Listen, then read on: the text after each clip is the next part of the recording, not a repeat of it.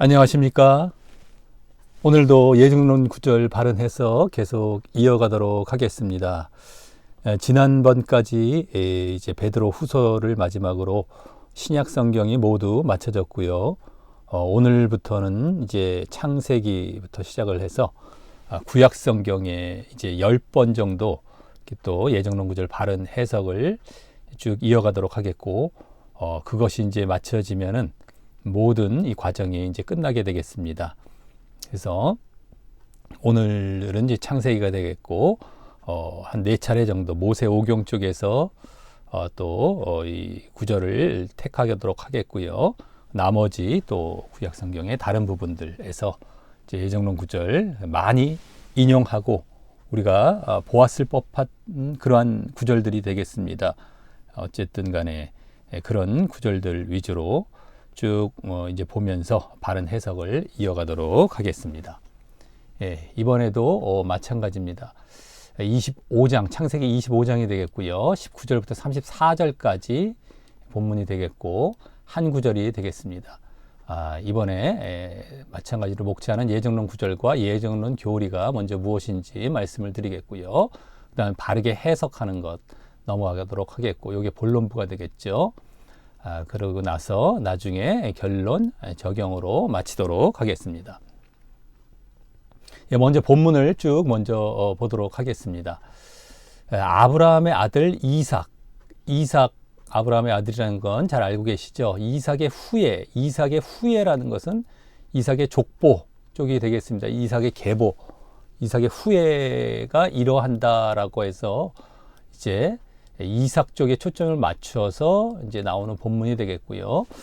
이 앞부분에 이제 이번 본문 바로 앞부분 25장에 들어와서 이번 본문 앞부분까지는 이제 아브라함의 계보 중에서 이 아브라함이 또 그드라라는 아내를 또 얻어서 사라가 죽은 다음에 또 서자들을 낳게 되지 않습니까? 그런 계보나 또 아브라함의 또 다른 아들, 먼저 낳았던 아들이 있죠. 하갈을 통해서 이스마엘이죠. 이스마엘의 계보를 또 이 앞에 보여주게 됩니다. 그런 다음에 이삭의 계보, 이삭의 후예 쪽으로 넘어가서 이렇게 오늘 이번 본문이 이루어지게 되는데, 이삭의 후예는 누구죠? 많지가 않죠. 잘 알고 있는 이 에서와 야곱입니다. 그것에 대해서 이제 보여주는 본문이 되겠습니다. 그래서 아브라함이 이삭을 낳았고라고 하는 것부터 시작을 해서 이삭은 하면서 이삭이 시작이 되죠.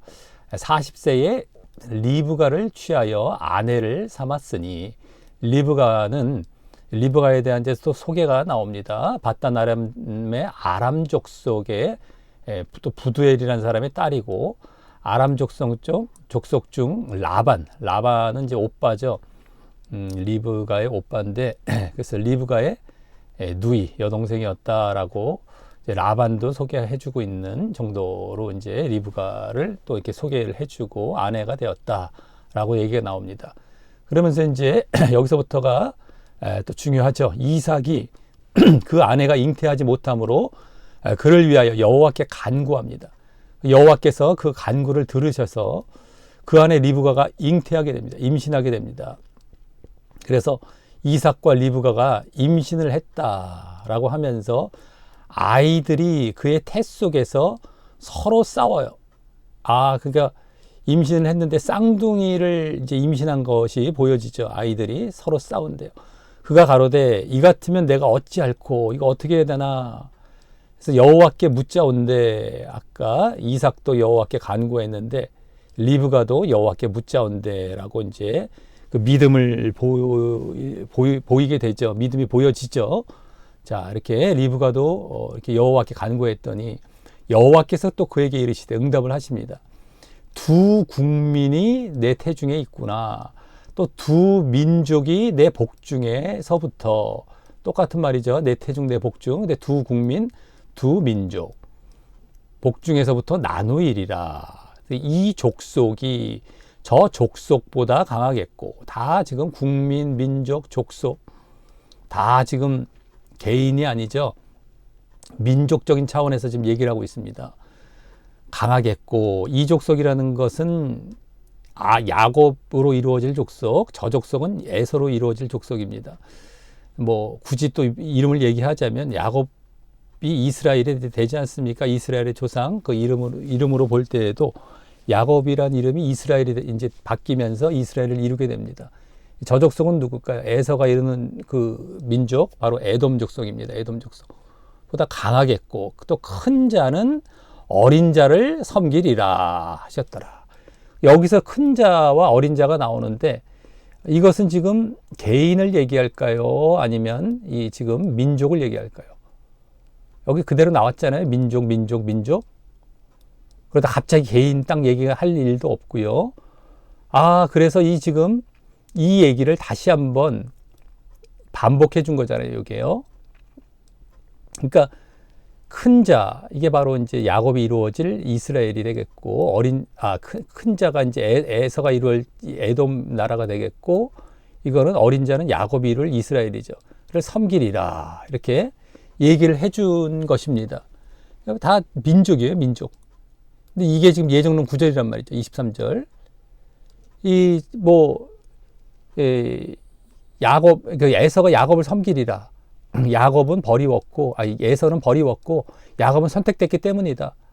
여기다 갖다 붙여놓잖아요. 이게 창세전 선택이고, 창세전 예정이다. 하나님의 주권적인 선택에 의해서 이렇게 된 것이다. 잔말 말아라, 잔말 말아. 조용히 해, 입 닥쳐. 이러고 있잖아요. 지금 하나님께서는 복중에서부터 다 보시고 예언을 하신 것이 예지하시고, 이렇게 되겠구나라는 것을 알려주신 것입니다. 민족적인 차원에서. 예정론 해석이 다 끝나는 거예요. 사실은 볼 것도 없습니다. 근데 제대로 안 보고 여기만 딱 잘라갖고 요 부분만 딱 잘라갖고 예정론에서 주장하기 때문에, 그리고 눈 딱 감아버려요. 다 안 봐요. 이거 다 안 봐버려요. 그러면서 자기들이 옳다. 창세전 예정에 너무 들어맞는다. 대표적인 말씀입니다. 이제 좀 이따가 또 말씀드리겠지만 로마서에도 나오는 아주 대표적인 구절 아니겠습니까? 다 그런 얘기 하는 것이 아니었어요. 창세전 예정을 위해서 이런 얘기를 하고 있는 것이 아닙니다. 이런 말씀이 나오고 있는 게 아닙니다. 근데 거기다 다 갖다 붙여놓고, 왜 갖다 붙여놨어요? 예정론이란 교리 자체가 성경에 없어요. 그거를 끼워 맞추려고 어떻게 해서든지 그것을 관철시키고 그것을 성립시키려고 말씀 구절에서 가장 흡사하고 비슷해 보이는 구절을 찾아가 거기다 끼워 맞춘 겁니다.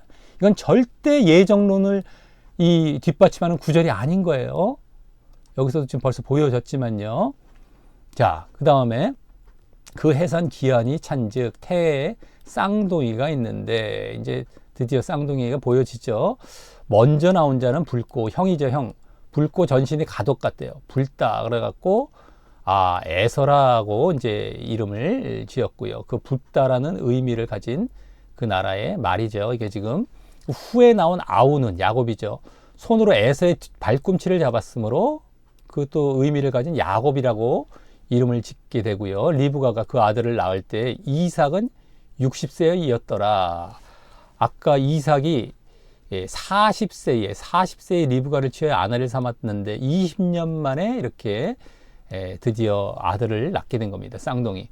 자, 그 아이들이 장성함에 야곱과 에서가, 또 에서는 형은 익숙한 사냥꾼인 거로 들 사람이 되고, 야곱 동생은 종용한 사람, 조용한 사람인 걸로 장막에 거한다. 그래서 막 들에서 막 사냥하는 에서, 장막에 주로 집에 거하는 이 조용한 야곱, 이런 성격을 보여주고요. 이삭은 에서의 사냥한 고기를 좋아해요. 아버지 이삭이 아들 형의 그 사냥한 고기를 좋아해서 그를 사랑합니다. 이 고기를 좋아하다 보니까 에서를 이제 사랑하고요. 아버지는 리브가 어머니죠. 야곱을 또 사랑했어요. 조용했고 장막에 주로 있었던 야곱이 죽을 쑤었어요. 야곱이 이제 집에 있다 보니까 또 음식은 또 잘 했나 보죠. 이렇게 아니면 이렇게 죽을 또 이렇게 자주 썼나 보죠. 근데 에서가 형이 들에서부터 사냥하고 와서 심히 곤비하여 피곤해서 야곱에게 이르되, 내가 곤비하니 배고프고 피곤하니 그 붉은 것을 팥죽을, 죽이 이제 결국엔 팥죽이 되는데 붉은 것을 나로 먹게 하라. 죽 좀 달라라는 것이죠. 그러므로 에서의 별명은 에돔이더라. 아까 여기 전신이 붉고 가독 같다 그래서 이제 붉다라는 의미가로 에서라고 했는데 여기서 또 붉은 것, 팥죽을 또 달라고 해서 이 에돔, 이 붉다라는 것을 그대로 또 보여주면서 에서 에돔, 그 에돔이라는 것 자체가 이제 붉다라는 의미도 있지만 나라 이름이 됩니다. 나라 이름 나중에. 그래서 여기서 벌써 여기서부터도 이제 이렇게 민족적인 차원에서 이렇게 점점 보여지게 되고 있죠. 자, 야곱이 그때 가로되 아까 이제 죽 좀 달라고 했던 형 말에 이제 이어서 뭐라고 대답합니까? 형의 장자의 명분을 오늘날 내게 팔라. 장자의 명분, 흔히 장자권이라고 하는 그 장자의 명분입니다. 이것을 내게 팔아라. 그럼 내가 주겠다 이거죠. 에서가 가로되 내가 죽게 되었으니 이 장자의 명분이 내가 무엇이 유익하리요. 야곱이 가로되 오늘 내게 맹세하라. 맹세까지 하면서 그 장자권을 팔라라고 했던 겁니다. 팥죽에. 에서가 맹세합니다. 그 장자의 명분을 야곱에게 또 팔아요. 그러니까 장자의 명분에 대해서 에서는 아무런 그 뭐 중요성을 못 느끼고 맹세까지 하면서 또 팔아버렸던 이런 모습을 보이게 됩니다.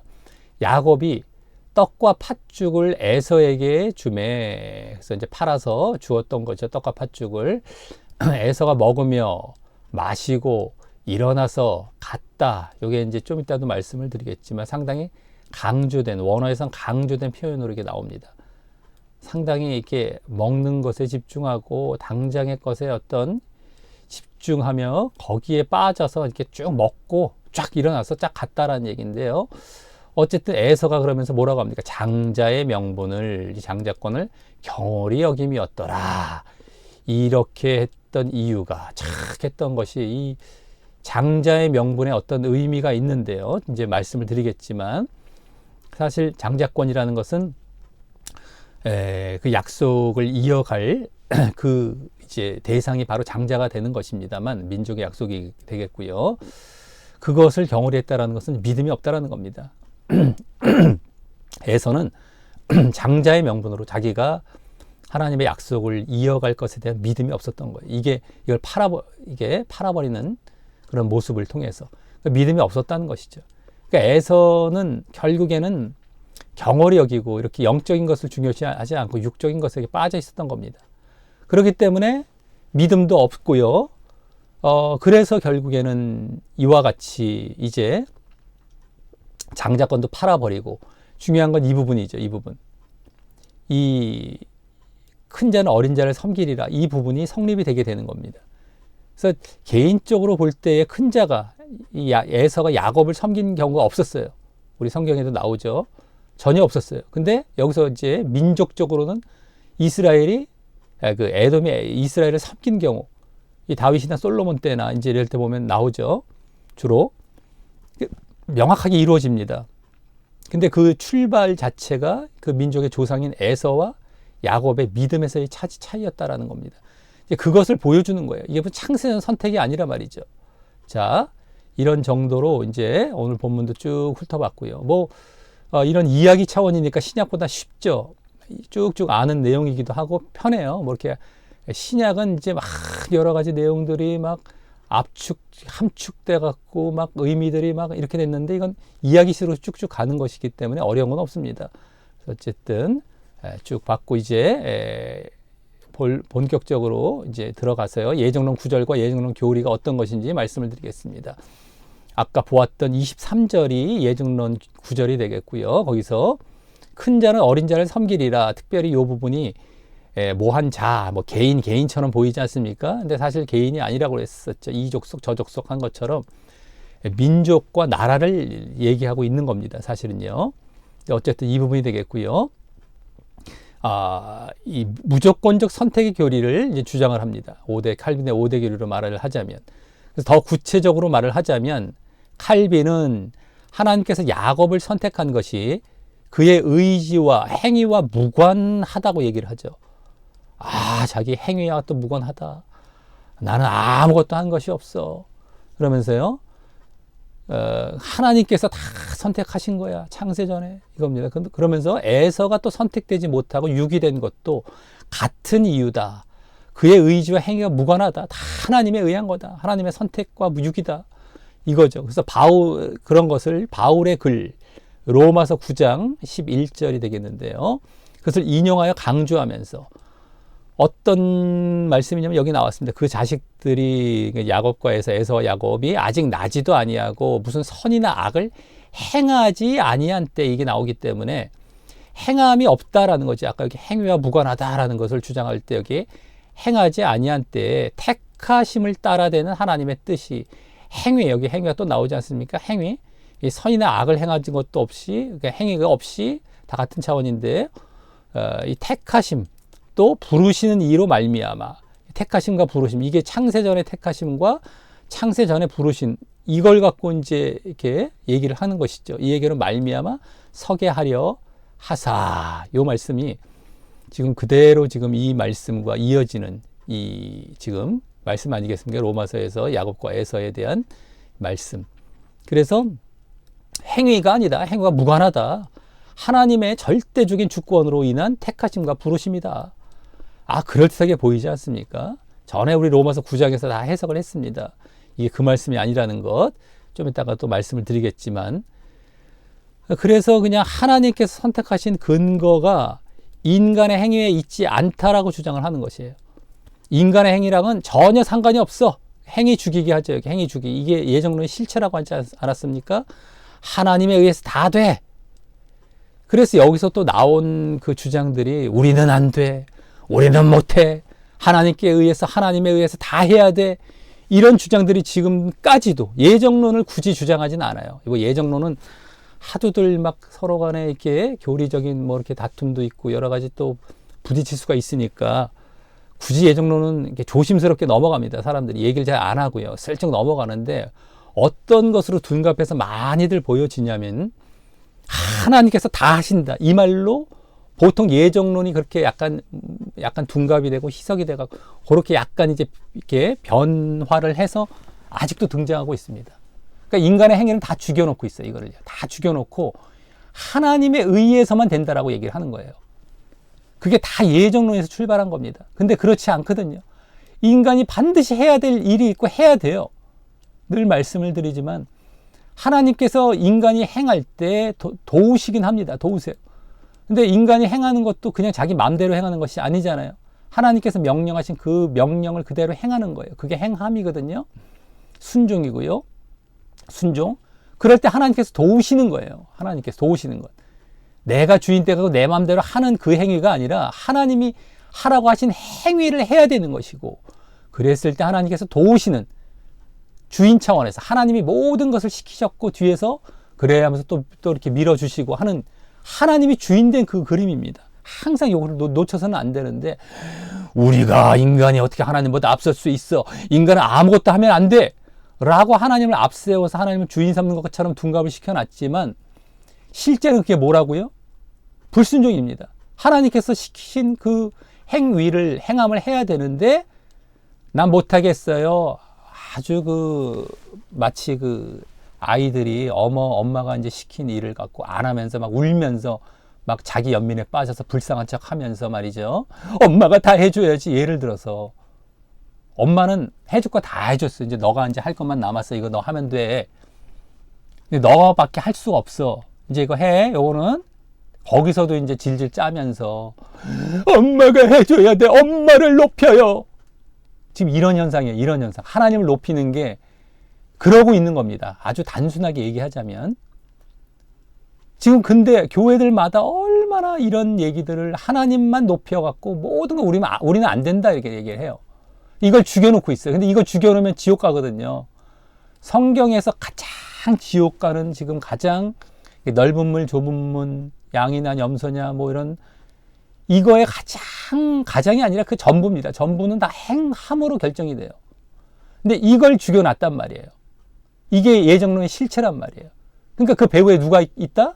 이걸 죽여놓으면 다 지옥 가는데 이걸 죽여놓고 지옥 가게 만드는 그 배후에 누가 있겠어요? 누가 있겠습니까? 마귀죠. 마귀가 지금 인간들 지옥 가게 하는 것을 얼마나 지금 혈안을 갖고 행해 나가려고 하는데 뭘로 둔갑시켜요? 신앙이 있는 것처럼 둔갑시켰잖아요.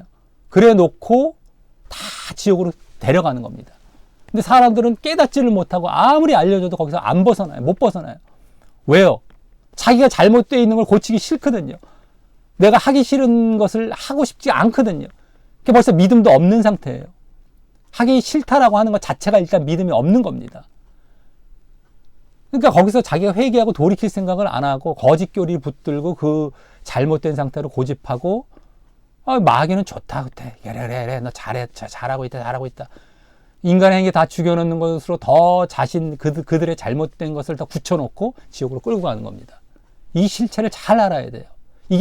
이걸 대표적으로 하는 게 예정론이고 지금 이 예정론 이러한 그 하나님께서 다 하셔 뭐 이렇게 주장하는 것들이 뭐라고요? 지금 90%, 99%까지 지금 교회를 장악하고 있습니다. 그래서 사람들 다 지금 지옥 데리고 가고 있어요. 그러니까 좁은 문에 들어가서 좁은 길을 걸어서 천국 가는 사람이 극히 적은 겁니다. 자기의 잘못이에요. 자기의 잘못. 자기가 사실 믿음이 없는 상태예요. 그러니까 순종과 행함이 싫은데 마침 그거 죽여놓는 그런 교리가 등장했거든요. 그것도 아주 멋있게 등장을 했거든요. 진짜 정설처럼 정통 교리처럼 마치 하나님을 높이는 듯 내가 믿음도 좋아 보이는 듯 등장을 했거든요. 그거 안 빠지게 되겠습니까? 그거 안 붙들게 되겠어요? 그 믿음 없는 그러한 자기의 엉터리 상태에서 그냥 딱 붙들죠. 그리고 절대 안 놓죠. 당장은 좋아요. 이 세상 살 때 믿음도 있어 보이고 당장 마음이 또 편안해 보이고 아무것도 안 해도 구원받는 것 같고 100% 지옥 갑니다. 100% 다 지옥 가요.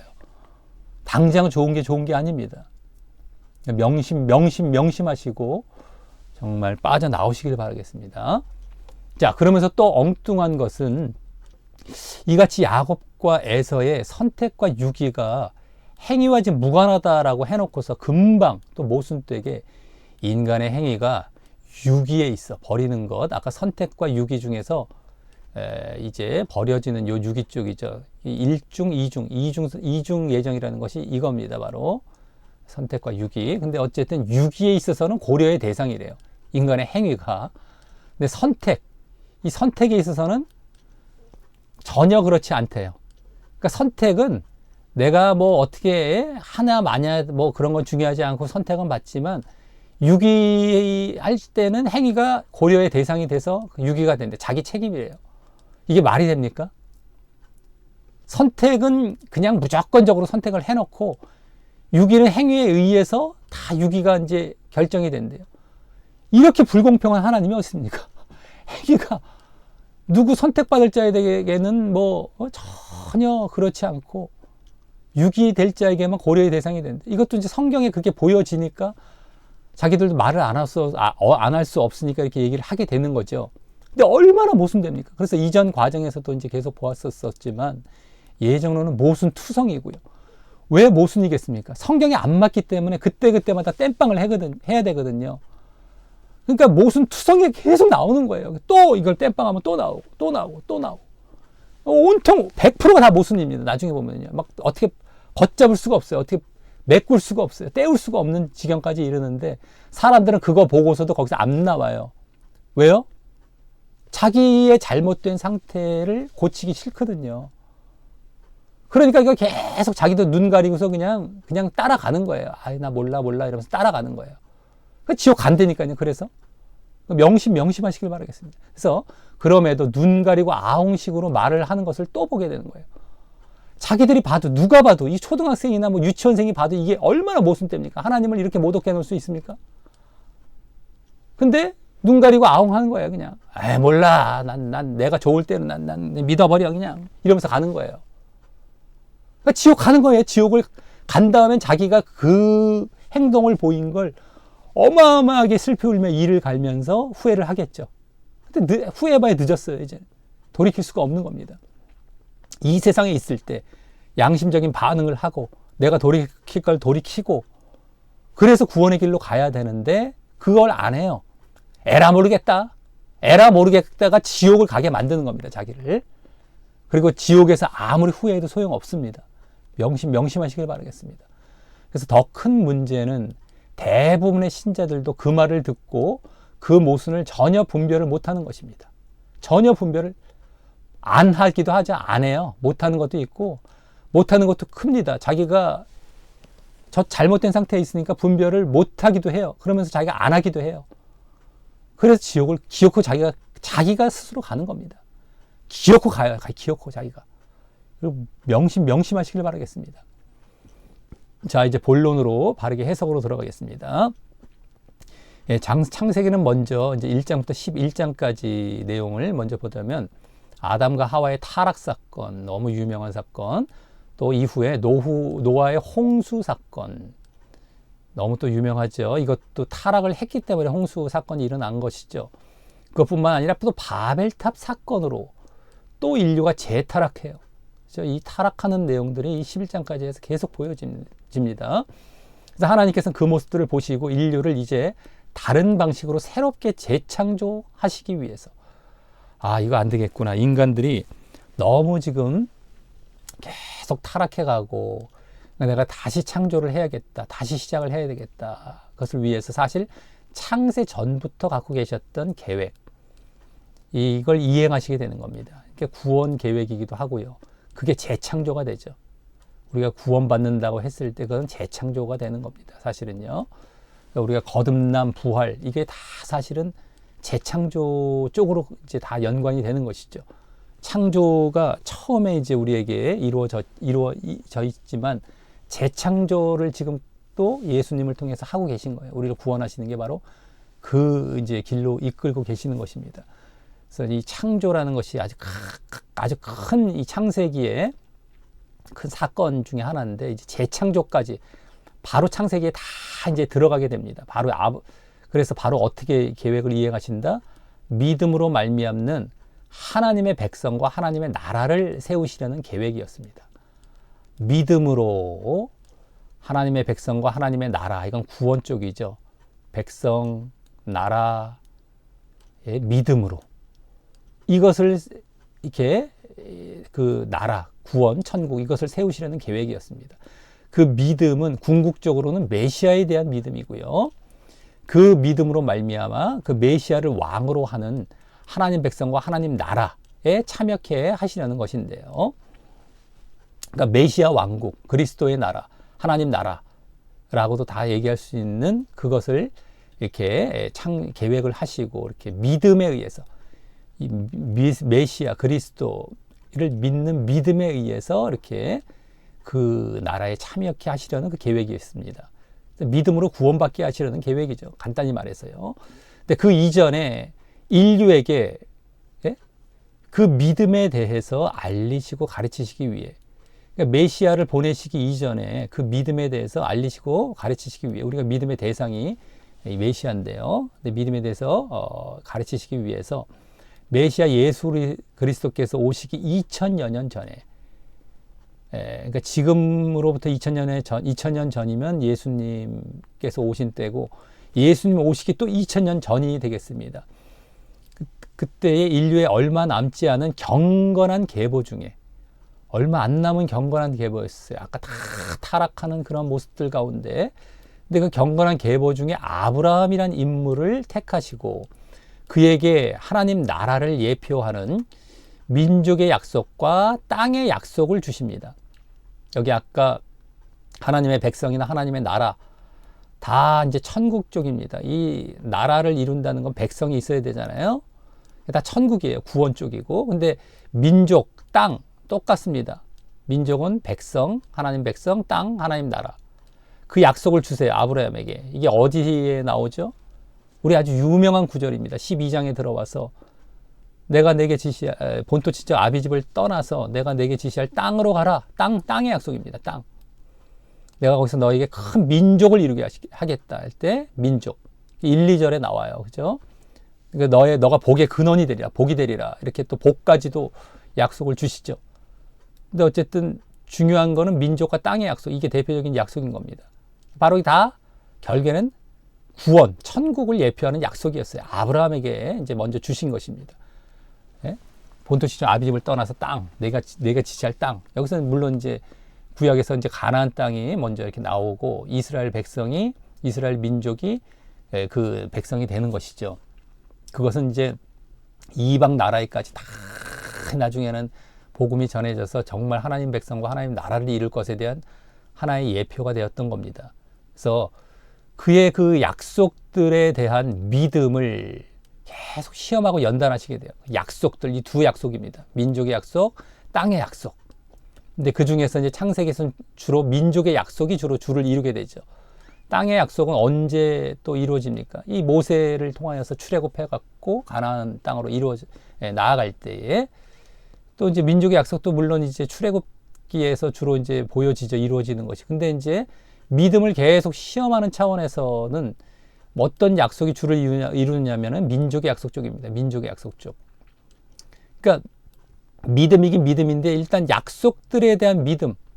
이것을 이제 보는 거예요. 지금 예수님 메시아에 대한 믿음으로 이제 나중에 다 나아갈 것이지만 지금 약속들에 대한 믿음을 아브라함이라는 인물을 통하여서 먼저 보고자 하셨던 겁니다. 이 배경을 잘 우리가 알아야 되죠. 창세기 전체가 다 이걸로 이루어지는 거예요. 사실은요. 그러니까 창세기도 구약 성경이지만 또 첫 책이고 가장 중요한 책이지만 결국에는 믿음에 대해서 보시는 그 내용이 전체를 이루고 있는 것입니다. 처음에 타락했고 이 재창조하시기 위해서 이제 믿음으로 말미암는 재창조죠. 구원. 그것을 위해서 아브라함 때부터 이제 본격적으로 12장에 이제 시작이 되어서 전체 아브라함과 이삭과 야곱과 요셉까지 쭉 이루어지는 그게 창세기의 내용이에요. 이걸로 이루어집니다. 어쨌든 그 약속들, 이 약속들, 그 12장부터 이제 본격적으로 시작되는 이 약속들에 대한 믿음, 이것을 계속 또 시험하고 연단하시게 됩니다. 아브라함 때부터. 그래서 결국 그의 믿음이 온전해진 자리로 나아가는 것을 최종 시험으로 검증하고 확인하시는 내용. 온전해진, 믿음은 온전해야 됩니다. 구약 아브라함 때부터 우리 믿음의 조상이 아브라함인데 거기서부터 온전한 믿음을 요구하고 계셨고요. 그걸 또 시험하십니다. 확인하시고. 그런 내용이 그 다음 이제 12장, 창세기 12장부터 22장까지 계속 전개가 됩니다. 그리고 그러니까 아브라함에 대한 내용이죠. 아브라함에 대한 내용. 쭉 이제 나중에 아브라함이 온전한 믿음을 이제 인정받게 되는 그런 이제 이삭을 또 제물로 바치는 이런 사건들도 다 지나가게 되지 않습니까?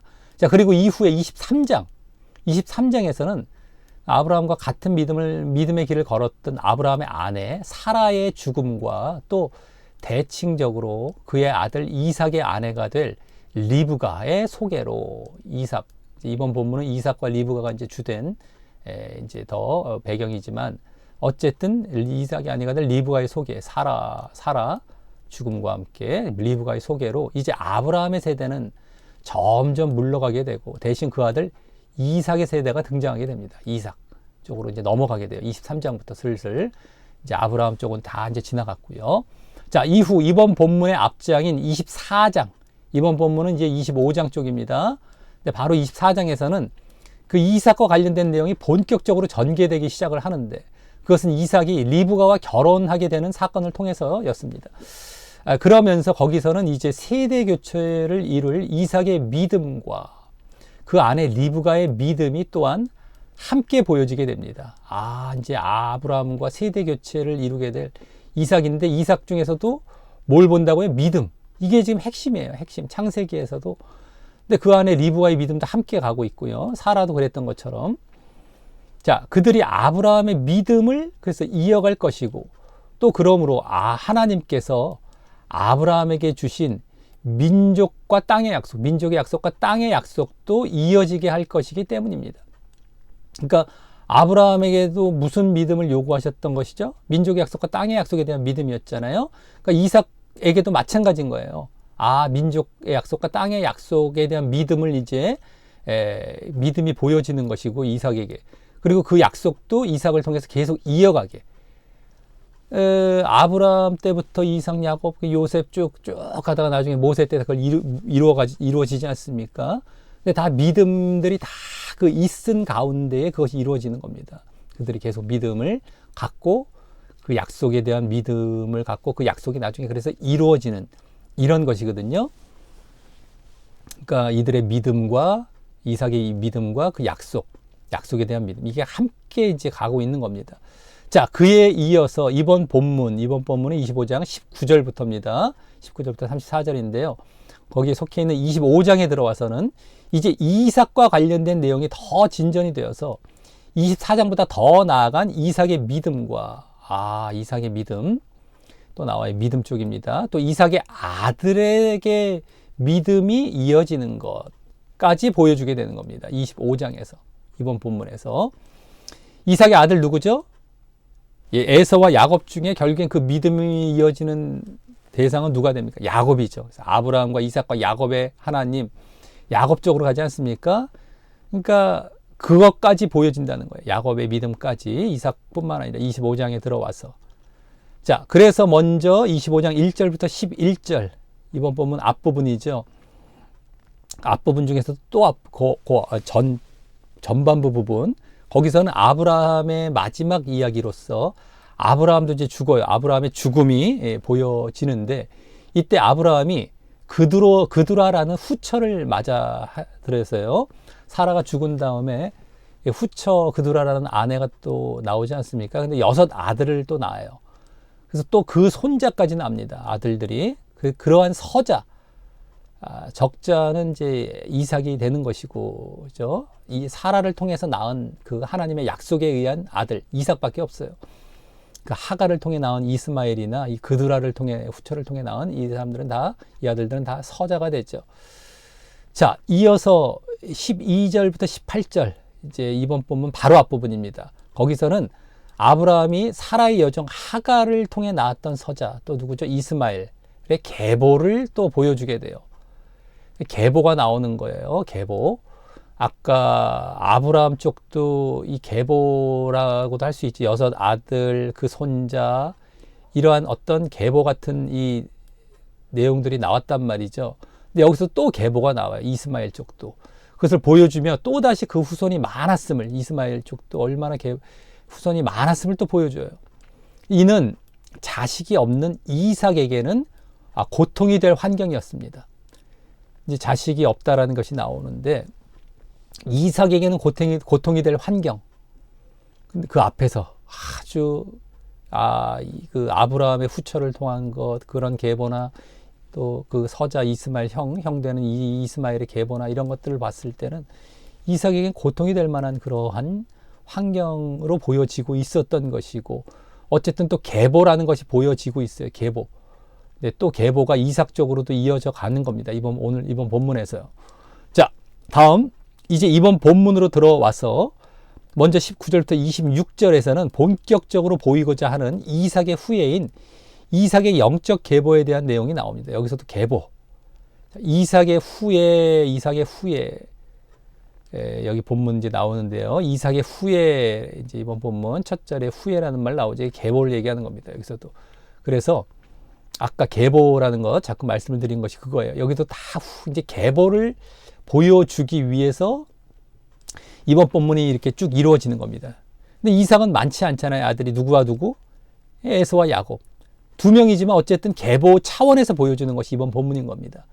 전체 흐름을 이제 알고 보면은 더 명확하게 보이기 때문에. 그래서 또 이삭의 영적인 계보죠. 영적인 계보. 이스마엘 쪽은 다 이거는 뭐 이 영적인 계보가 아닌 육적인 계보고 다 이 믿음 쪽이 아니었던 것이고요. 이제 이쪽으로 가는 것인데 그 내용이 시작이 됩니다. 이번 본문에서는 물론 그래서 에서와 야곱이라는 2 쌍둥이를 낳은 계보. 이 2명이지만 그것도 계보인 거죠. 이삭에게는 그게 나옵니다. 그래서 물론 영적인 계보가 이제 야곱 쪽으로 또 이어져 내려가는 것이죠. 에서는 나중에 또 육신적으로 이제 또 거기서 탈락이 되는 것이고요. 자기의 믿음에 의한 겁니다. 자, 그리고 여기에서 이제 이삭의 믿음에 대한 시험 차원의 내용도 보여지게 되는 겁니다. 아까 말씀드렸죠. 아브라함도 여기서 다 시험을 이제 받았어요. 시험. 근데 이번 본문에서 또 이삭도 믿음에 대해서 시험을 받게 됩니다. 근데 나중에 야곱도 마찬가지예요. 야곱도 나중에 그 뭐 형 에서를 피해서 도망가고 뭐 이러면서 여러 사건들 많지 않습니까? 근데 거기서 시험을 받아요. 그러니까 우리가 믿음이라는 것은 다 이렇게 테스트라는 것이 있는 겁니다. 우리도 지금도 마찬가지예요. 그게 짧지 않죠. 몇십 년에 걸쳐서 아브라함도 그랬던 것처럼 우리도 마찬가지입니다. 몇십 년에 걸쳐서 믿음을 시험 받고 거기서 통과가 되어져서 온전한 믿음 쪽으로 가게 되는 이런 경우들을 보게 되고, 그 믿음이 또 그거 한번 통과됐다고 끝나냐? 그게 아니죠. 계속 유지를 해야 되는 것이고, 또 유지할 만한 단계에 올라오게 되는 것이죠. 시험이 넘어간다면은. 그래서 그것이 유지가 돼서 이제 구원을 받게 되는 겁니다. 근데 어쨌든 이러한 시험도 또 보여지는 것이에요. 이삭도 아브라함처럼. 자, 그래서 먼저 19절, 20절은 아브라함의 아들 이삭이 리브가와 결혼했다는 사실을 이제 다시 말을 하되, 40세 때 이제 결혼했다는 사실과, 결혼했다는 사실은 앞부분에서도 보여졌던 건데 다시 나오는 겁니다. 이삭이. 근데 40세 때 결혼했고요. 리브가가 또 소개가 되는데, 리브가는 하란이 속해 있는 아람의 평야라는 뜻을 가진 밧단 아람. 그게 아람의 평야라는 뜻이고요. 아주 넓은 지역이라면 그 안에 이제 하란 또 포함되어 있죠. 그래서 하란이나 밧단 아람 쪽은 거의 같은 지역적으로 많이 묘사가 되지 않습니까? 근데 밧단 아람이 넓은 지역이고 하란은 거기서 하나의 도시격이나 이렇게 되겠다 보면 되겠습니다. 근데 밧단 아람의 그 아람 족속이에요. 리브가가 그 사실을 새롭게 또 말을 합니다. 리브가를 소개하면서 그 족속 또 부드엘이라는 사람의 딸이고요. 라반의 누이였다. 라반 외삼촌. 이제 야곱의 외삼촌이지만 이제 어쨌든 리브가에게는 오빠죠. 라고 합니다. 어쨌든 이는 이삭이 경건한 계보와 결혼했음을 잘 보여주는 겁니다. 얼마 남지 않았던 그러한 이제 그 하란 쪽, 밧단 아람 쪽에 살고 있었던 이 아브라함의 이제 계통 쪽이죠. 다 이제 그 쪽으로 해서 이제 그 아브라함의 형제 쪽 이쪽이 될 텐데, 그쪽으로 해서 이제 경건한 계통과 계보와 결혼을 했다라는 것을 이제 보여주게 되는 겁니다. 여기 이제 나오죠. 아브라함의 이삭의 후에 아브라함이 이삭을 낳았다는 것. 그 다음에 이삭은 40세에 리브가를 취하여 아내를 삼아 결혼했다. 리브가에 대한 소개는 밧단 아람 족속의 부두엘의 딸, 또 아람 족속 중 라반의 누이, 이렇게 나오는 소개였습니다. 다음 21절에서 이제 드디어 이삭과 리브가가 이제 시험받을 만한 내용이 나옵니다. 믿음이 시험받을 만한 내용. 자, 빨간 글씨로 주로 된 것은 이제 아브라함이나 이삭이나 믿음과 뭐 시험, 또 그 믿음의 이제 대상이 되는 민족의 약속, 이런 것에 해당하는 것을 빨간색으로 주로 많이 이제 해놨는데요. 이제 참고로 이제 도움이 되게 해놨는데 이제 보시면 되겠습니다. 자, 그래서 바로 어떤 시험이냐, 이삭과 리브가가 시험 받을 만한 내용, 그 믿음이 그 안에 리브가가 잉태하지 못했기 때문입니다. 임신이 안 돼요. 이는 바로 민족의 약속에 대한 믿음을 보게 될 시험으로서, 이 민족의 약속에 대한 믿음, 이제 믿음이라는 것은 다른 것에 대한 믿음이 아니라 약속에 대한 믿음이란 말이죠. 근데 그 약속도 다른 약속이 아니라 민족의 약속에 대한 믿음입니다. 근데 그것에 대한 이제 시험이 되는 거예요. 임신치 못한 가운데 리브가가. 그것도 가장 중요한 시험에 해당하는 것이죠. 이 시험이. 자, 그래서 여기가 나옵니다. 그 안에 리브가가 잉태하지 못함으로 그를 위하여 누가? 이삭이 리브가를 위하여 여호와께 여호와께 기도하는 겁니다. 이삭이 여호와께서 그 간구를 들으십니다. 응답을 하셨다는 것이죠. 그래서 그 안에 리브가가 잉태하였더니, 자, 그런데 이에 이삭은 그를 위하여, 리브가를 위하여 여호와께 간구했다라고 합니다. 나중에 60세 때에 아이를 낳게 되니까 20년 동안 간구했을 텐데, 나중에 나오죠. 60세 아이를 낳았다는 내용. 그러니까 20년 동안 간구한 거예요. 40세 때 결혼해서, 여기 40세 때. 엄청나게 정말 오랫동안 계속해서 끈기 있게 이제 기도를 한 것이죠. 근데 이는 아버지 아브라함이 10년 만에 임의대로 하갈을 통해 사라의 여종 하갈이죠. 아브라함의 아내 사라의 여종 하갈을 통해서 이스마엘을 가졌어요. 그것보다 더 믿음 있는 모습입니다. 20년 동안 자기 임의대로 뭐 이렇게 누구를 통해서 아들을 갖지 않고 계속 간구만 하고 있었던 거예요. 계속 하나님만 바라보면서, 하나님을 믿으면서. 그러니까 더 믿음 있는 모습이죠, 지금. 그러니까 또 앞서 말했던 이번 본문 앞부분에 나오듯이 아브라함의 또 다른 자녀들이나 이스마엘의 후손들, 그러니까 아까 서자 그드라를 통해서 나왔던 서자들 있었었죠.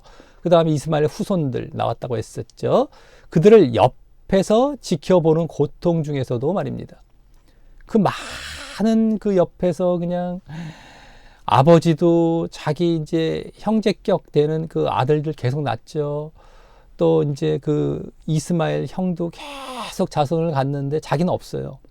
그러니까 얼마나 고통스럽겠습니까? 근데도 계속 간구하는 거예요. 예?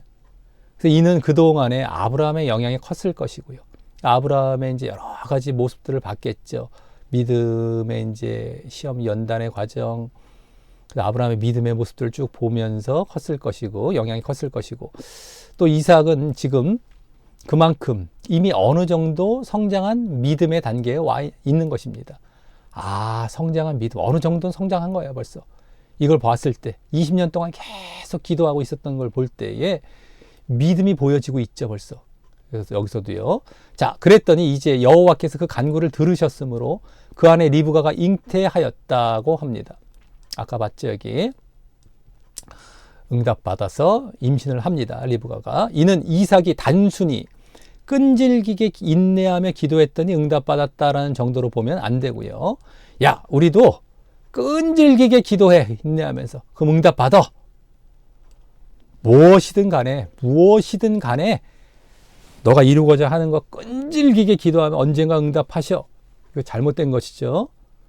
하나님의 뜻에 맞는 것을 우리는 기도를 해야 되는데 무엇이든 간에 그냥 끈질기게만 기도하면 된다. 이게 아닙니다. 그래서 그럴 때 하나님의 뜻에 안 맞는 것도 응답을 하시죠. 응답을 안 하시는 것으로 응답을 하시는 겁니다. 그게 응답이에요.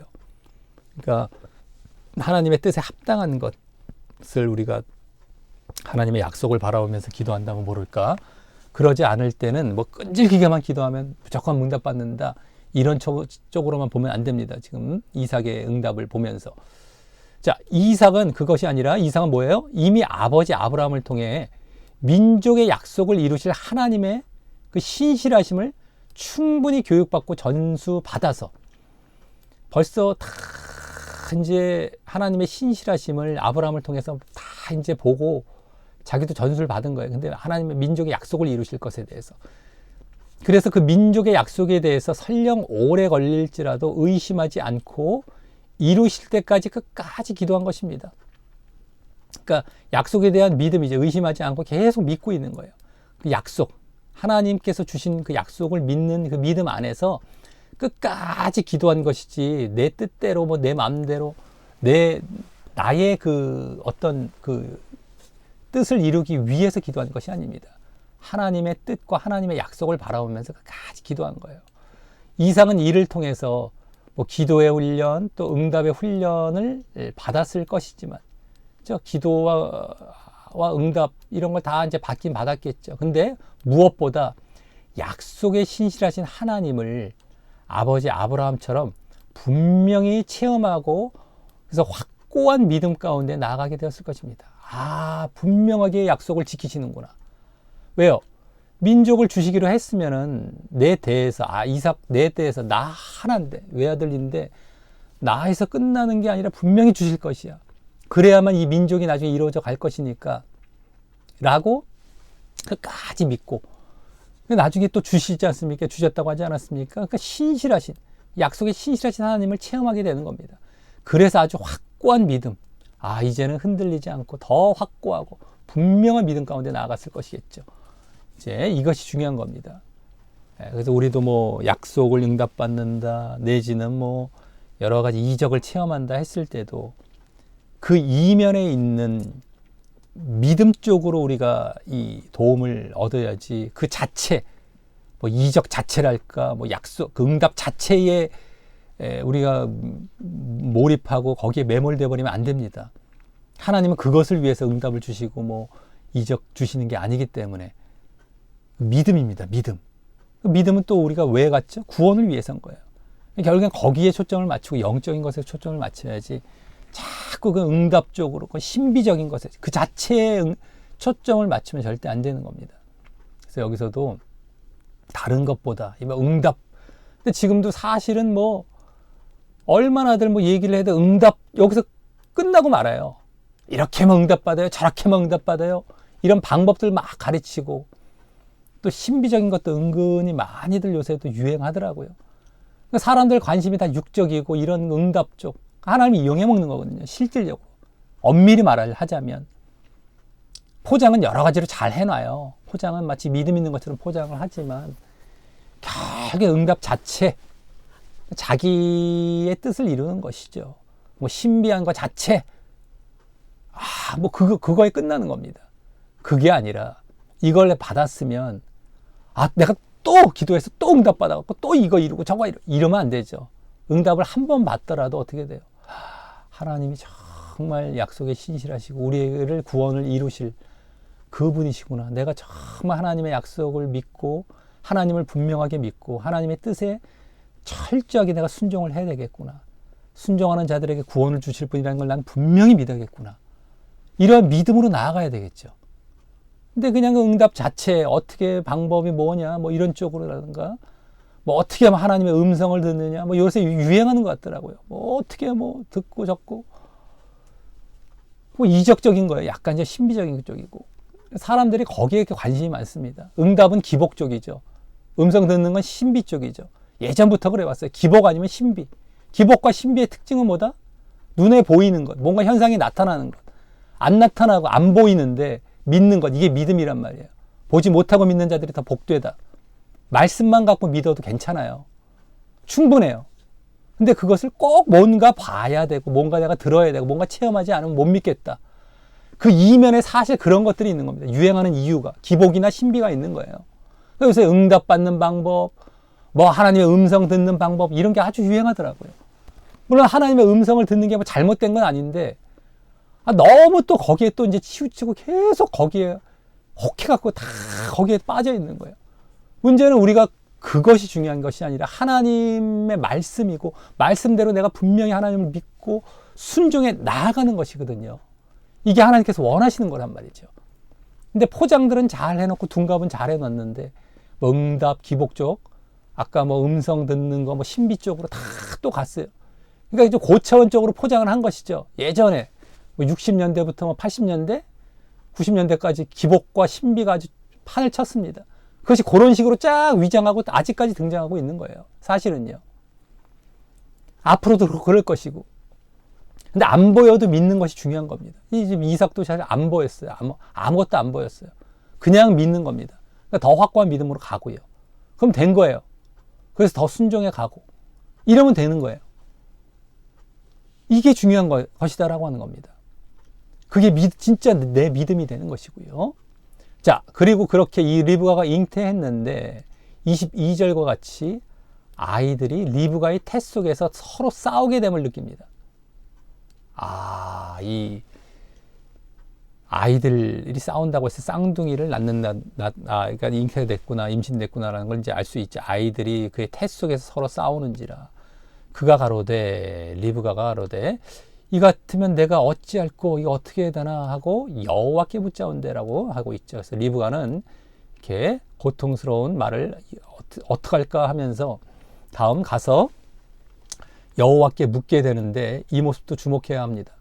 임신도 이삭의 아까 기도로 이루어졌다라고 한다면 이 임신 후에 나타난 이상 증세, 뱃속에서 막 싸우는 그 모습, 그것도 이같이 리브가가 기도로서 하나님께 여쭈며 해결하려고 하고 있는 것도 그와 이어지는 모습으로서, 그래서 이는 리브가도 이삭과 같은 하나님을 신뢰하는 그 믿음을 가진 자였음을 보여주는 것이기 때문입니다.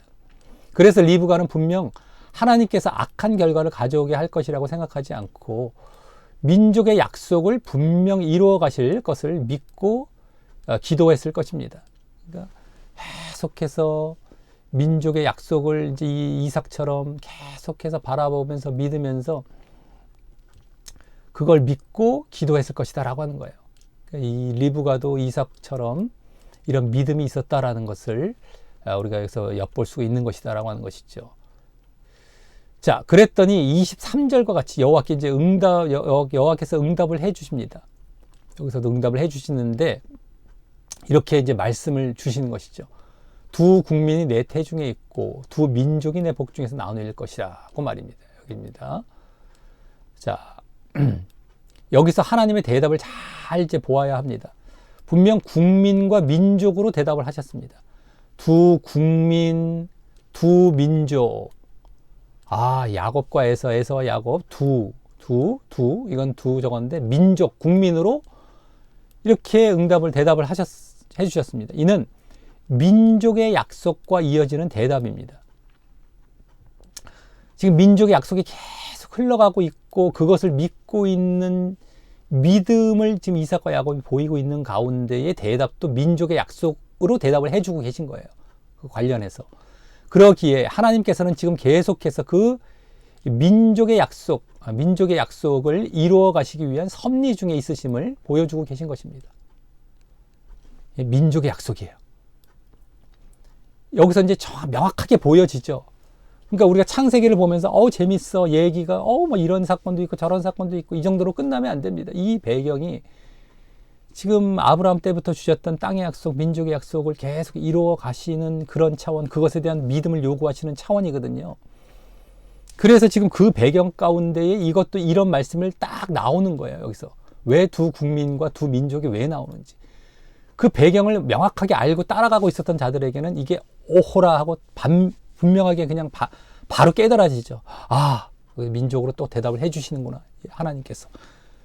그러니까 바로 이제 그 차원인 거예요. 민족의 약속을 이루어 가시기 위한 섭리 중에 있음을 보여주고 계신 것이지, 이게 이건 또 왜 두 국민하고 민족이 왜 나와? 나 이거 이상하네. 재밌게 나가다가 이건 무슨 얘기인지 도대체 모르겠네. 이러면 안 되는 것이에요. 제대로 된 흐름을 알고 영적인 지금 어떠한 지금 내용을 보여주고 있는지를 보면은 명확하게 보이죠. 그냥 민족의 약속. 그렇죠? 그리고 다음, 이 족속이 저 족속보다 강하겠고 큰 자는 어린 자를 섬기리라. 이것도 또 말씀을 해주셨어요. 여기죠. 이거 반복하듯이 이렇게 두 번씩 말씀해 주신 것이라고 보면 되겠어요. 국민이 내 태중, 민족이 두 국민이 내 태중, 두 민족이 내 복중. 똑같지 않습니까? 근데 이 족속이 저 족속보다 강하겠고 큰 자는 어린 자를 섬기리라. 똑같은 내용이죠. 이것도 두 번. 자, 그래서 그 두 민족 중에 형이 이루는 민족이 아우가 이루는 민족을 섬길 것이고, 그러니까 아우 쪽이 이제 더 강하고 커지는 것이죠. 또 그러기에 아우가 이루는 민족이 이제 하나님께서 약속으로 성취하실 그 민족의 약속 중에 그 약속으로 성취하실 민족은 바로 아우가 이루는 민족이라는 게 딱 보이잖아요. 그리고 드디어 민족이 나오고 있어요. 여기 또 민족이 나오고 있습니다. 바로바로.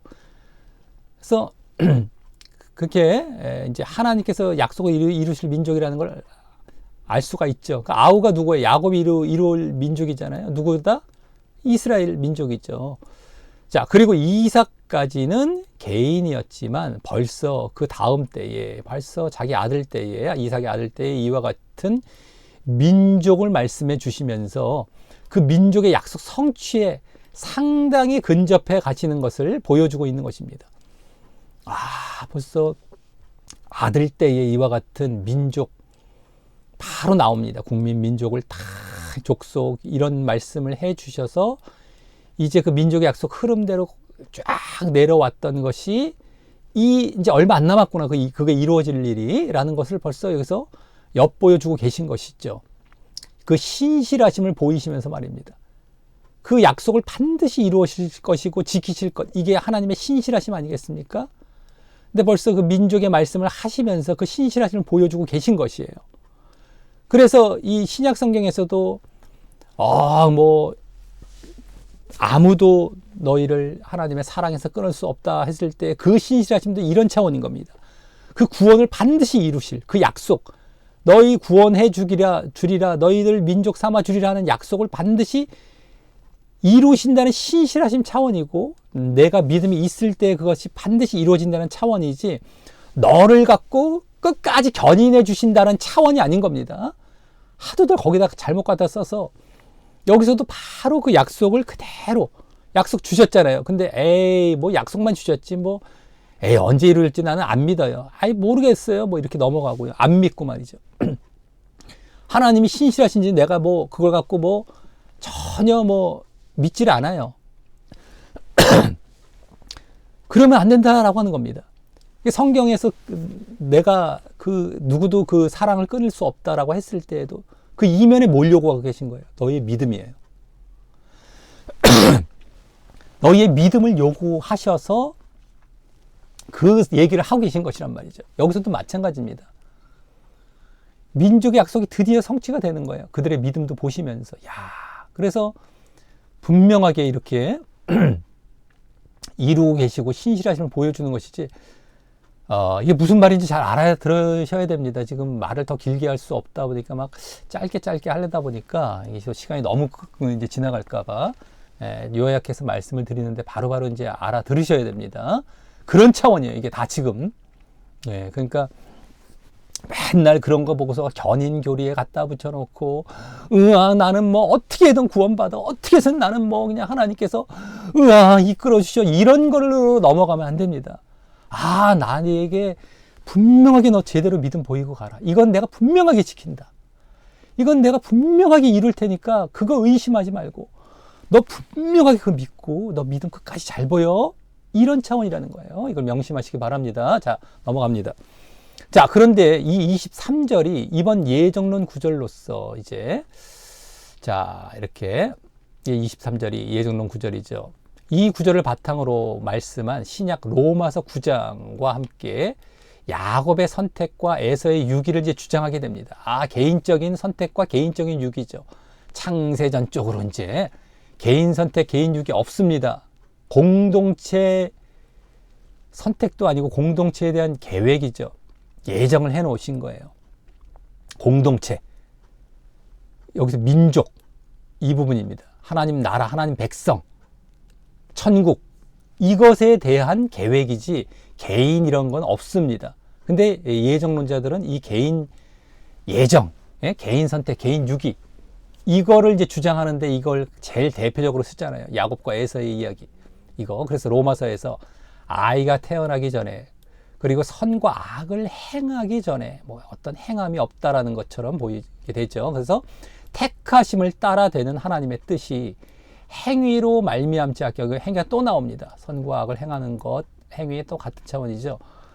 부르시는 이로 말미암아 서게 하려 하사. 그래서 택하심과 부르시는 이, 이것도 이어지고요. 라는 구절라고 하면서 이 구절처럼 여기 지금 아까 나왔던 이 부분처럼 로마서에서도 큰 자가 어린 자를 섬기리라 하셨다라고 해서 말입니다. 큰 자, 어린 자 다 단수로 보여지고 어떤 개인처럼 보여지게 되잖아요. 여기서도 그러니까 이 로마서 볼 때에도 갖다 이제 쓰는 거죠. 개인 예정으로. 근데 자, 하지만 로마서의 그 말씀. 근데 이제 일단 여기 큰 자와 어린 자가 여기 지금 단수 개인을 얘기하는 건가요? 아니죠. 이거잖아요. 이거 지금 족속, 저족속 다시 반복할 때의 복수를 얘기하는 겁니다. 큰 자라는 것은 이스라엘, 어린 자는 에돔이죠. 에돔. 이걸 얘기하는 거예요. 족속을 예를 들어 단수라고 할지라도 뭐예요? 집합 명사? 단수 명사라는 이런 게 있잖아요. 집합 명사 같은 것. 이런 차원에서 나라를 단수화시킨 것 뿐이지, 나라를 단수화시킨 거, 이제 공동체를 단수화시킨 것 뿐이지, 개인이 아닌 겁니다. 개인이 아닌 거예요. 자, 하지만 이제 다시 로마서 쪽으로 돌아와서 로마서의 그 말씀은, 그러니까 로마서에서도 이런, 지금 이것도 똑같이 민족적 차원에서, 공동체, 어떤 복수적인 차원에서 인용을 한 거예요. 창세기를요. 그걸 분명히 아셔야 되고요. 근데 또, 일단 그것은 차치해 놓고라도 일단 로마서의 그 말씀은 율법과 믿음과의 관계를 지금 말을 하며 이 문맥상 쭉 앞에서 다 지금 9장에 들어와서 로마서 9장부터 원래 11장까지는 이 로마서를 쓴 바울이 자기 민족에 대해서 막 아쉬워하고, 너희들도 빨리, 자기 민족이 누구예요? 유대인이잖아요. 근데 안 믿어요. 예수님을 거부하고. 근데 그들도 빨리 예수님을 믿기를 간절히 원하면서, 그러니까 내가 끊어질지라도 내 민족이 막 이제 이렇게 믿게 되길 원한다라는 얘기까지 하지 않습니까? 그게 이제 로마서 9장부터 11장에 나오는 그 내용입니다.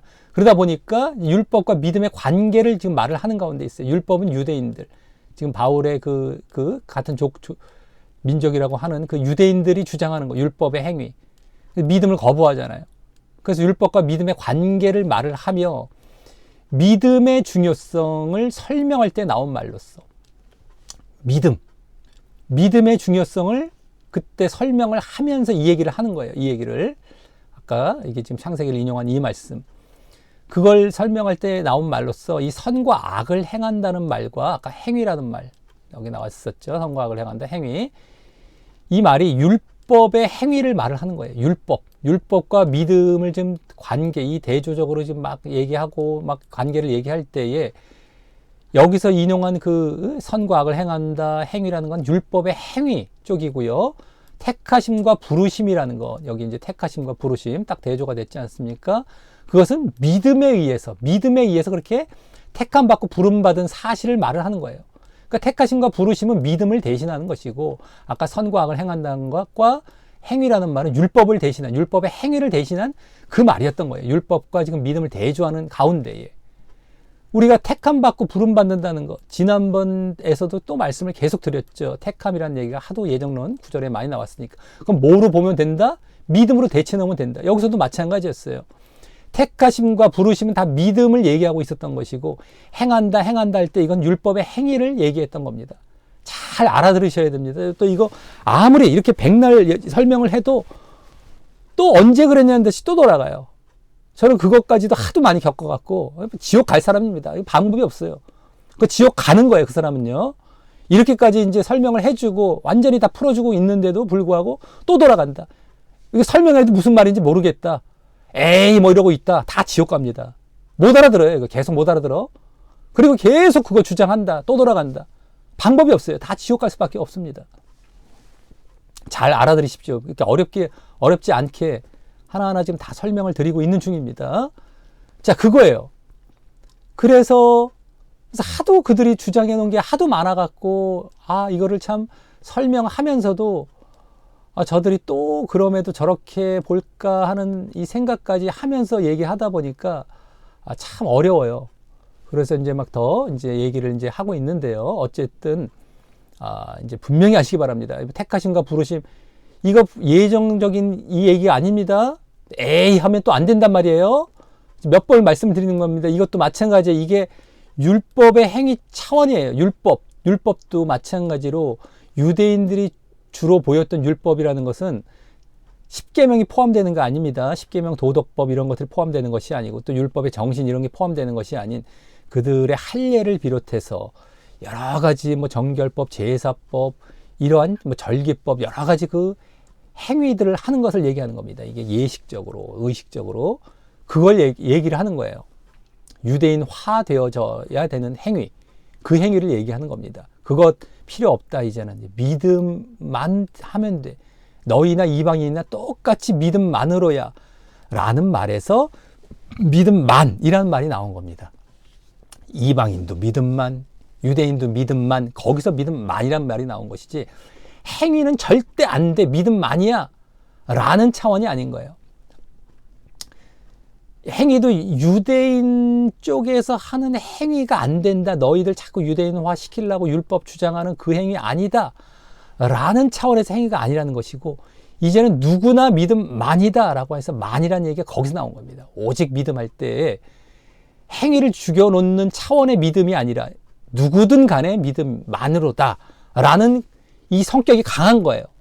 그리고 그 다음에 믿음 이후에 우리가 보여야 할 행위, 행함 쪽이라고 얘기할 수도 있고, 우리말로 바꾸자면 그거는 반드시 또 보이지 않으면 믿음이 아닌 것이고요.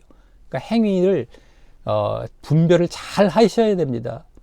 여기서 지금 볼 때 행위 막 이렇게 뭐 믿음 나올 때예요. 이건 택하시면 또 갖다가 예정에다 갖다 놨죠. 믿음이 아니라. 행위는 필요 없어. 우리는 창세는 선택에 의해 끝나는 거야. 전혀 성경도 제대로 못 보고 잘못 해석해 놓고 그렇게 끌고 가고 있어요. 자, 그 앞 로마서 8장 28절과 33절에 나오듯이 하나님을 사랑하는 자가 이 롬팔 28이 아니겠어요? 로마서 8장 28절 롬팔 하나님을 사랑하는 자 곧 그 뜻대로 부르심을 입은 자. 자, 하나님을 사랑하는 자가 누구다고요? 그 뜻대로 하나님의 뜻대로 부르심을 입은 자. 그가 또 택하심을 입은 자. 부르심과 택하심 같은 차원. 이었기 때문입니다. 그래서 하나님을 사랑하는 자에 대해서 이 바로 앞부분, 이 말씀 바로 앞부분에 얘기하고 있었어요. 로마서 9장 바로 앞부분 쪽에. 다 하나님을 사랑하는 자가 이렇게 택하심 받고 부르심 받았다라는 걸 얘기하고 있었던 것이죠. 그러한 자가 이러한 율법의 행위로 구원받는 것이 아니라 이렇게 하나님을 사랑하는 자가 택하심과 부르심을 받아서 구원받는다라고 얘기하고 있었던 겁니다. 그 뜻대로 부르심이란 말이 나오고 있었어요. 우리 외우잖아요. 하나님을 사랑하는 자, 곧 그 뜻대로 부르심을 입은 자들에게는 모든 것이 합력하여 선을 이룬다. 아니 외우니까 이제 이건 빼도 박도 못해요. 하나님을 사랑해야 부르심을 받는다 이건데, 자, 결정적인 게 여기 나옵니다. 하나님을 사랑하는 자는 그게 누굽니까? 바로 진정한 믿음을 가진 자였던 것이 그 앞부분부터 계속 보여졌던 거예요. 우리가 하나님을 믿는다, 예수를 믿는다고 할 때 하나님을 사랑한다, 예수님을 사랑한다라는 말과 대치되는 말로 특히 로마서도 많이 나오고 다른 곳에서도 계속 나옵니다. 믿음이에요, 믿음. 그러니까 하나님을 사랑하는 자가 부르심 입은 자고 그가 믿은 자. 이게 다 연결이 되죠. 여기서 다 증명이 됩니다. 로마서에서는 다 증명이 돼요. 좀 앞뒤 문맥을 보면 다 증명이 돼버려요. 아, 부르심 받았다는 게 믿음을 얘기하는 것이었구나. 그러니까 율법의 행위라는 이런 유대인들만의 어떤 자기들의 예법과 자기들의 어떤 행위를 통해서 너희도 일로 와. 이방인들 이제 믿냐? 너 믿음만으로 안 돼. 이 율법 같이 해야 돼. 너희도 빨리 유대인화 돼. 이런 행위를 주장했거든요. 근데 그 행위를 필요 없다라고 지금 설명해 주는 것이 바로 로마서였던 겁니다. 로마서나 갈라디아서에 그대로 그런 내용들이 나온 거예요. 그 유대인들을 향해서 누구나의 행위를 죽여놓는 것이 아니라 유대인들, 특별히 이 시대에 또 그걸 주장하고 있었던 그 유대인들을 향해서 그거 아니다, 이제 필요 없다, 그 유대인들에게. 그러다 그 말이 나온 것이었던 겁니다. 그래서 결국 그 믿음에 의해서 그중 누가 민족의 약속을 이어갈 것인가를 예지하고 예언하여 말씀해 주신 것이 그 말씀이었던 겁니다.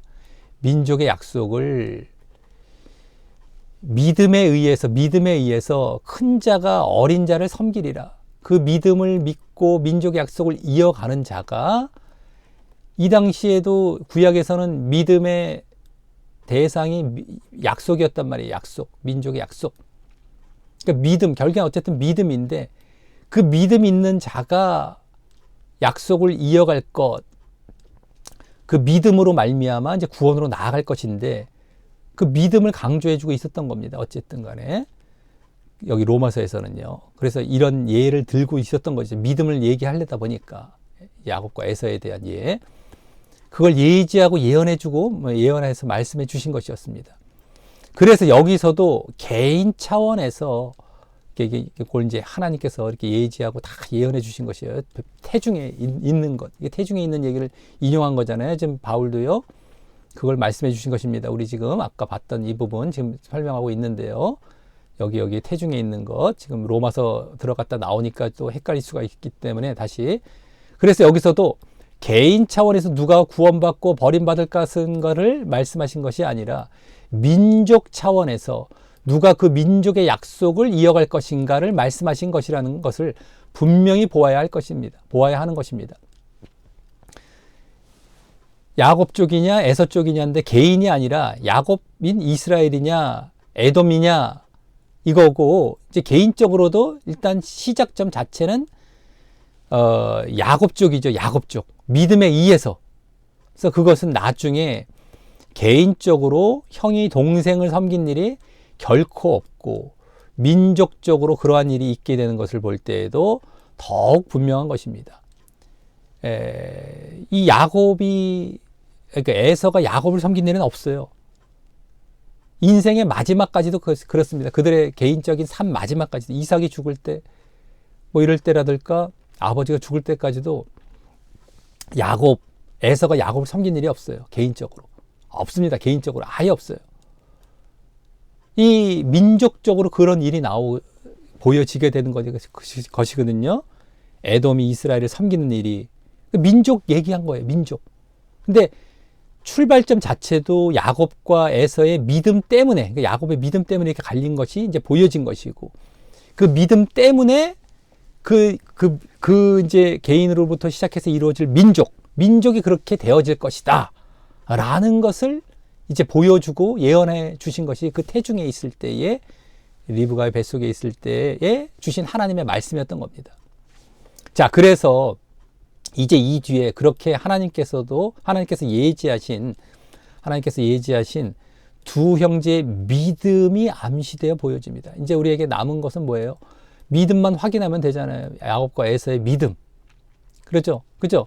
그래서 믿음에 의해서 그렇게 아까 하나님의 예언이 이제 성취가 되는 거죠. 예지하신 것. 그 뱃속에서 이렇게 형이 동생을 섬길 것이다. 이게 개인이 아니라 이제 민족적으로. 근데 이제 그들의 믿음에서부터 이제 출발이 된 것이고요. 그 믿음만 이제 확인하면 되는데 이 뒷부분에 이제 내용이 나오게 되는 겁니다.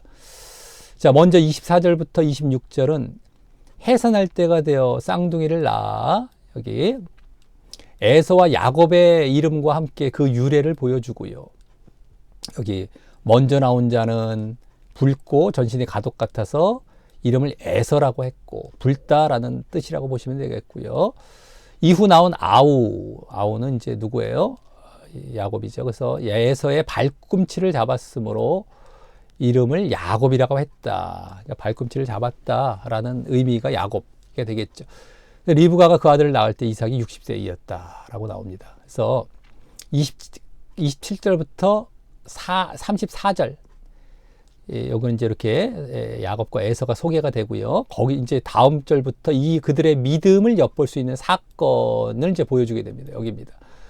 이제 27절, 28절은 일단 그들이 장성했을 때에 그들의 성향을 보여주는데, 에서는 익숙한 사냥꾼, 능숙한 사냥꾼, 들사람이었고요. 여기 나오죠. 장성했을 때에 익숙한 사냥꾼, 들사람. 반대로 야곱은 반대로 장막에 거하는 종용한 사람이었다고 나옵니다. 종용한 사람, 장막. 이삭은 에서의 사냥한 고기를 좋아해서 에서를 사랑하고, 반대로 리브가는 야곱을 사랑하였다라고 합니다. 이삭은 사냥한 고기를 좋아함으로 에서를 사랑했고, 리브가는 야곱을 사랑했다. 그리고 다음 이제 사건이 29절부터 보여집니다. 여기서부터 본격적으로 이제 팥죽 사건 나오고 믿음이 보여지는 겁니다. 야곱이 죽을 쑤었는데 에서가 들에서부터 돌아와서 심히 곤비, 즉 지치고 허기져서 야곱에게 내가 곤비하니 그 붉은 것, 즉 팥죽을 나로 먹게 하라 라고 한 것이 발단입니다.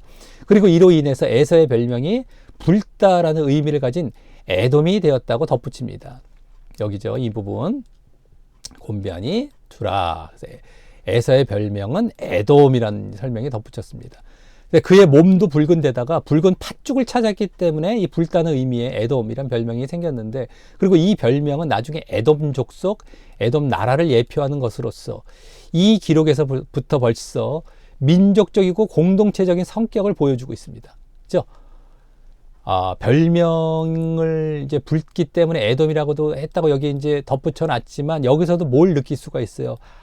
민족적이고 나라적인 여기 지금 그 설명들을 계속 해주고, 이제 이 에돔 나라를 이룰 것을 벌써 여기서 엿보여주고 있잖아요. 이게 지금 에서를 소개를 하면서도 자꾸 이게 에돔이라는 것도 잠깐씩 벌써 보여주는 가운데에 이 성격, 민족적이고 공동체적인 성격을 보여주면서 지금 전체 흐름이 민족의 약속, 민족적으로 이제 섬기고 어떻게 되고 형이 아우를 섬기는 이런 부분들이 여기서도 다 느껴지고 있다라고 하는 것입니다. 그런데 다음 31절에서 야곱은 형의 장자의 명분은 오늘날 내게 팔라. 막 팥죽 달라고 좀 했더니만 팔라라고 하는 겁니다. 여기죠. 장자의 명분, 즉 장자권, 간단히 말해서 이것으로 팥죽을 흥정을 합니다. 이에 에서는 내가 죽게 되었으니 이 장자의 명분이 내게 무슨 유익이 있겠느냐며 팔려고 하고요. 그래서 야곱은 오늘 내게 맹세하라 라며 맹세까지 받고 장자의 명분을 야곱이 이제 사게 됩니다. 여기 야곱은 맹세. 그래서 이제 나중에 에서는 맹세하고 팝니다. 그래서 이 모습들에서 이제 에서와 야곱의 경건성과 함께 이제 믿음이 보여지는 것입니다. 여기 장자권은 부모의 유산을 갑절이나 차지할 수 있는 권리가 있을 뿐만 아니라 여기서는 특히 하나님께서 주신 민족의 약속을 상속받을 권리와 관련이 되기 때문인 겁니다. 이 민족의 약속이 상속이 되는 게 이제 장자 쪽이 되는 것이었죠. 그래서 나중에 이삭이 이 둘을 야곱과 에서를 축복할 때 그 내용이 나옵니다. 결국에는 이제 이 야곱 쪽으로 축복을 해주죠. 민족의 약속과 관련된 축복을 해주게 됩니다. 그래서 리브가가 이제 야곱을 이제 그 에서처럼 변장시켜 갖고 장자의 축복을 받게 했지 않습니까? 사실은 이 원래 장자의 명분이 야곱에게 넘어간 것이기 때문에 리브가도 그 속인 것 차원이라기보다 야곱과 이제 어머니 리브가가 이제 둘 다 속여서 막 형을 속여갖고 그걸 자기가 낸 것처럼 보여지는 것이 아니라 사실은 장자권이 야곱에게 있었던 것을 제대로 자기의 권리를 받는 그러한 이제 작업이었던 것이죠. 사실은요. 이삭은 그것을 그냥 별 생각 안 하던가 별로 잊고 있었다던가 이런 상태에서 그것을 원래대로 원래 그 권리대로 야곱이 장자의 축복을 받은 것입니다. 사실은요. 그런 것이 되었다는 것 참고로 또 아시면 좋겠고요. 자, 그런데 이 두 형제는 분명 이삭과 리브가로부터 아브라함 때로부터 내려오는 하나님의 약속에 대한 교육을 받았을 텐데 야곱과 에서도 분명하게 지금 아브라함 때부터 이삭 쪽으로 또 믿음, 그 하나님의 약속에 대한 그 계속 내려가서 믿음을 이제 교육받았고 야곱 쪽, 에서 쪽으로도 갔겠죠. 근데 야곱은 그 약속을 믿는 믿음 가운데 그 약속을 자신이 잊기를 바라며 이 장자권에 대한 소유욕이 있었다면 에서는 자신이 실제 장자권을 갖고 있었음에도 그 약속에 대한 믿음이 없었기에 이와 같이 쉽게 팔아버린 것입니다. 야곱은 믿음이 있었기에 그걸 자꾸 소유하고 싶었던 거예요. 그 약속을 믿고 믿음 때문에. 그래서 그걸 팔라고 했던 것이죠. 그 믿음을 보여주고 있는 거예요. 여기서. 근데 에서는 반대로 그것이 없었기 때문에 아주 쉽게 팔아버렸고요. 믿음이 없었기 때문에. 만일 이것이 잠깐의 실수이며 뭐 자신이 또 속았다고 생각했다면 에서가 그냥 내가 잠깐 너무 배고파서 실수했어. 난 잠깐 내가 속았다. 그냥 내가 믿음도 있었는데 뭐 이렇게 생각을 했다면 다음 그 장자권을 되찾기 위해 이 맹세를 어떻게든 취소하려 했던가 했을 텐데 그 이후에 그것이 없었던 것을 보면 더욱 말입니다. 이 장자권은 팔고 끝난 거예요. 그냥 믿음이 없었다는 것이 계속 보여지고 있는 것이죠. 그래서 이 일은 에서의 견해처럼 에서의 견해 이것도 잘 우리가 이제 많이들 착각하는 경우 그렇게 많이들 이것도 잘못 보고 있는 경우가 되겠는데요. 자, 그래서 이 일은 야곱이 에서에게 비열하고 속이는 방법으로 장자권을 마치 착취하듯 빼앗아가는 것이 아닌 겁니다. 갈취하듯이. 이 사람들은 야곱을 에서가 속이는 자라고 이제 야곱을 갖고 자꾸 비난하고 거기다 별명을 갖다 붙이듯이 했죠. 비열하고 속이는 사람이다. 속이는 자. 근데 이거를 지금 많은 신자들도 갖다가 써요. 근데 에서의 견해예요. 그건 에서의 견해. 지금 야곱이 어떤 인물입니까? 믿음의 사람이에요. 믿음의 사람. 그래서 아브라함과 이삭과 야곱의 하나님. 거기에 야곱이 들어갈 정도로 믿음의 사람입니다. 속이는 사람이 아니에요. 그건 에서가 자기 잘못을 여기다 덤탱이 씌우면서 속인다라고 해서 갖다 붙인 그런 별명 내지는 그러한 평가였거든요. 자기의. 근데 에서 거를 지금 수많은 그 뭐 교회나 가르칠 때 보면 그 견해를 야곱에다 갖다 막 뒤집어 씌웁니다. 근데 그걸 왜 그럴까요? 아까 요 로마서 나왔잖아요. 이 부분. 예? 아까 로마서. 그 부분처럼 이 야곱은 한 것이 없는데 넌 오히려 못된 사람인데도 하나님의 선택에 의해서 예정에 의해서 너는 구원받았다. 또 개인적으로. 그러니까 지금도 마찬가지다. 우리는 야곱처럼 정말 속이는 자 같고 내가 좀 죄를 졌고 말이죠. 이래도 구원받는 거야. 이거를 관철시키기 위해서 야곱을 그렇게 평가하고 있는 거예요. 근데 에서의 견해입니다. 에서가 자기가 잘못해놓고 어디다가 여기다 덤탱이 씌웁니까? 근데 지금도 그런 경우가 많아요. 이게 핍박받는 거예요. 믿는 자가, 정말 믿음을 가진 자가 의를 위하여 핍박받는다 할 때 이런 식입니다. 이런 식. 근데 에서는 그랬다고 할지라도 왜 지금 신자까지도 에서의 견해를 갖다가 야곱을 속이는 자로 왜 지금까지도 평가하고 있냔 말입니다. 지금 너무 많이 이걸 갖고 얘기를 하기 때문에 이건 지금 수정을 하려고, 말씀을 제대로 보다 보면 그게 아니에요. 그래서 이것도 깜짝 이게 말씀을 보다 보면 이게 아닌 걸 여기다 갖다 썼구나 를 알게 되는 겁니다. 그래서 이제 이걸 수정을 해야겠구나. 야곱은 믿음의 인물이지 속인 것이 아니구나. 아까도 잠깐 말씀드렸지 않습니까? 리브가와 야곱이 이제 변장을 해갖고, 예? 자기가 형의 축복을 받는 것도 이게 속인 게 아니에요. 자기 원래 믿음대로 받았던 권리를, 권리대로, 이삭이 좀 오히려 좀 둔해 있는 상태에서 그걸 돌이켜 놓은 거죠. 이삭이 나이도 많고. 믿음 쪽으로 간 것이지, 믿음 때문에 그렇게 한 것이지, 그것 때문에 장자권을 자기가 가져왔던 거였단 말이죠. 야곱이. 근데 그걸 또 거기다 또 속이는 자, 에서가 그때 말하잖아요. 막 불만을 토하면서 아버지에게. 근데 또 이삭은 에서를 좋아하다 보니까 그걸 뭐 들어줬을 수도 있고, 이렇게 된 건데, 온통 야곱을 갖다 못된 사람 취급하고 있는 겁니다. 근데 이런 경우가 너무 많아요. 지금도요. 진짜 못된 건 에서잖아요. 믿음도 없고요. 하나님 보시기에, 영적으로 보시기에 이 지옥 갈 자고요. 다. 근데 어떻게 에서의 편을 들면서 그렇게 지금 얘기를 하고 있는지 모르겠습니다.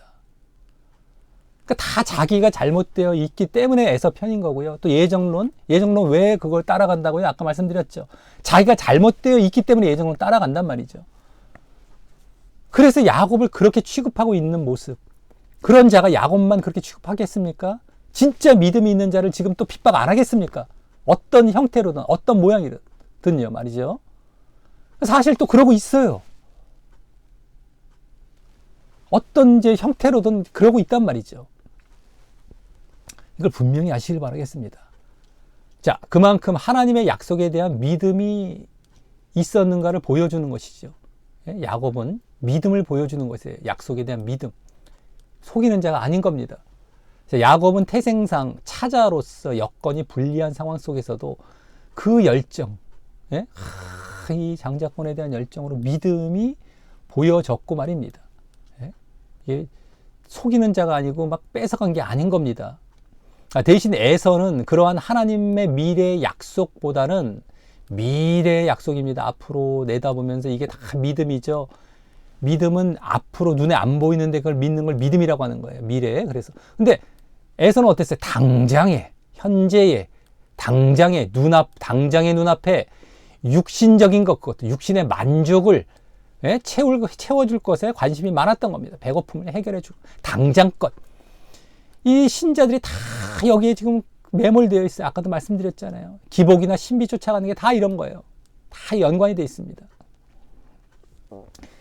그러니까 온통 그런 것에 그냥 뭐 응답받는 거, 하나님의 음성 듣는 거, 음성 듣는 거, 그게 아예 나쁘다는 건 아니죠. 있을 수는 있어요.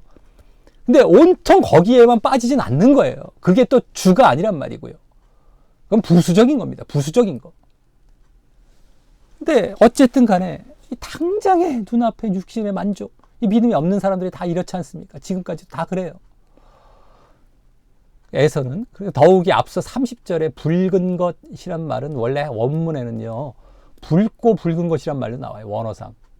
그래서 팥죽의 시각적 효과까지 더 보여줍니다. 되게 먹음직스러운 거죠. 눈에 보기에. 그래서 또 32절과 같이 당장 죽게 된 것에 더 집중해요. 당장. 에서가 그렇게 얘기했지 않습니까? 내가 당장, 지금 당장. 이게 지금 특징입니다. 내가 당장 죽게 됐는데 믿음이고 나발이고 필요 없어. 이게 내가 중요해? 당장 죽게 되었는데, 당장 내가 배고픈데. 이 믿음 없는 사람들이 다 이렇게 지금도 살아가고 있어요. 다 확인합니다. 다 지옥 갈 상태죠. 믿음이 없는 사람들이 다 그렇다니까요. 그러니까 아까 그런 것, 예정론 이런 거 주장하면 거기에 홀딱 그냥 빠져버리는 거예요. 딱 붙드는 거예요.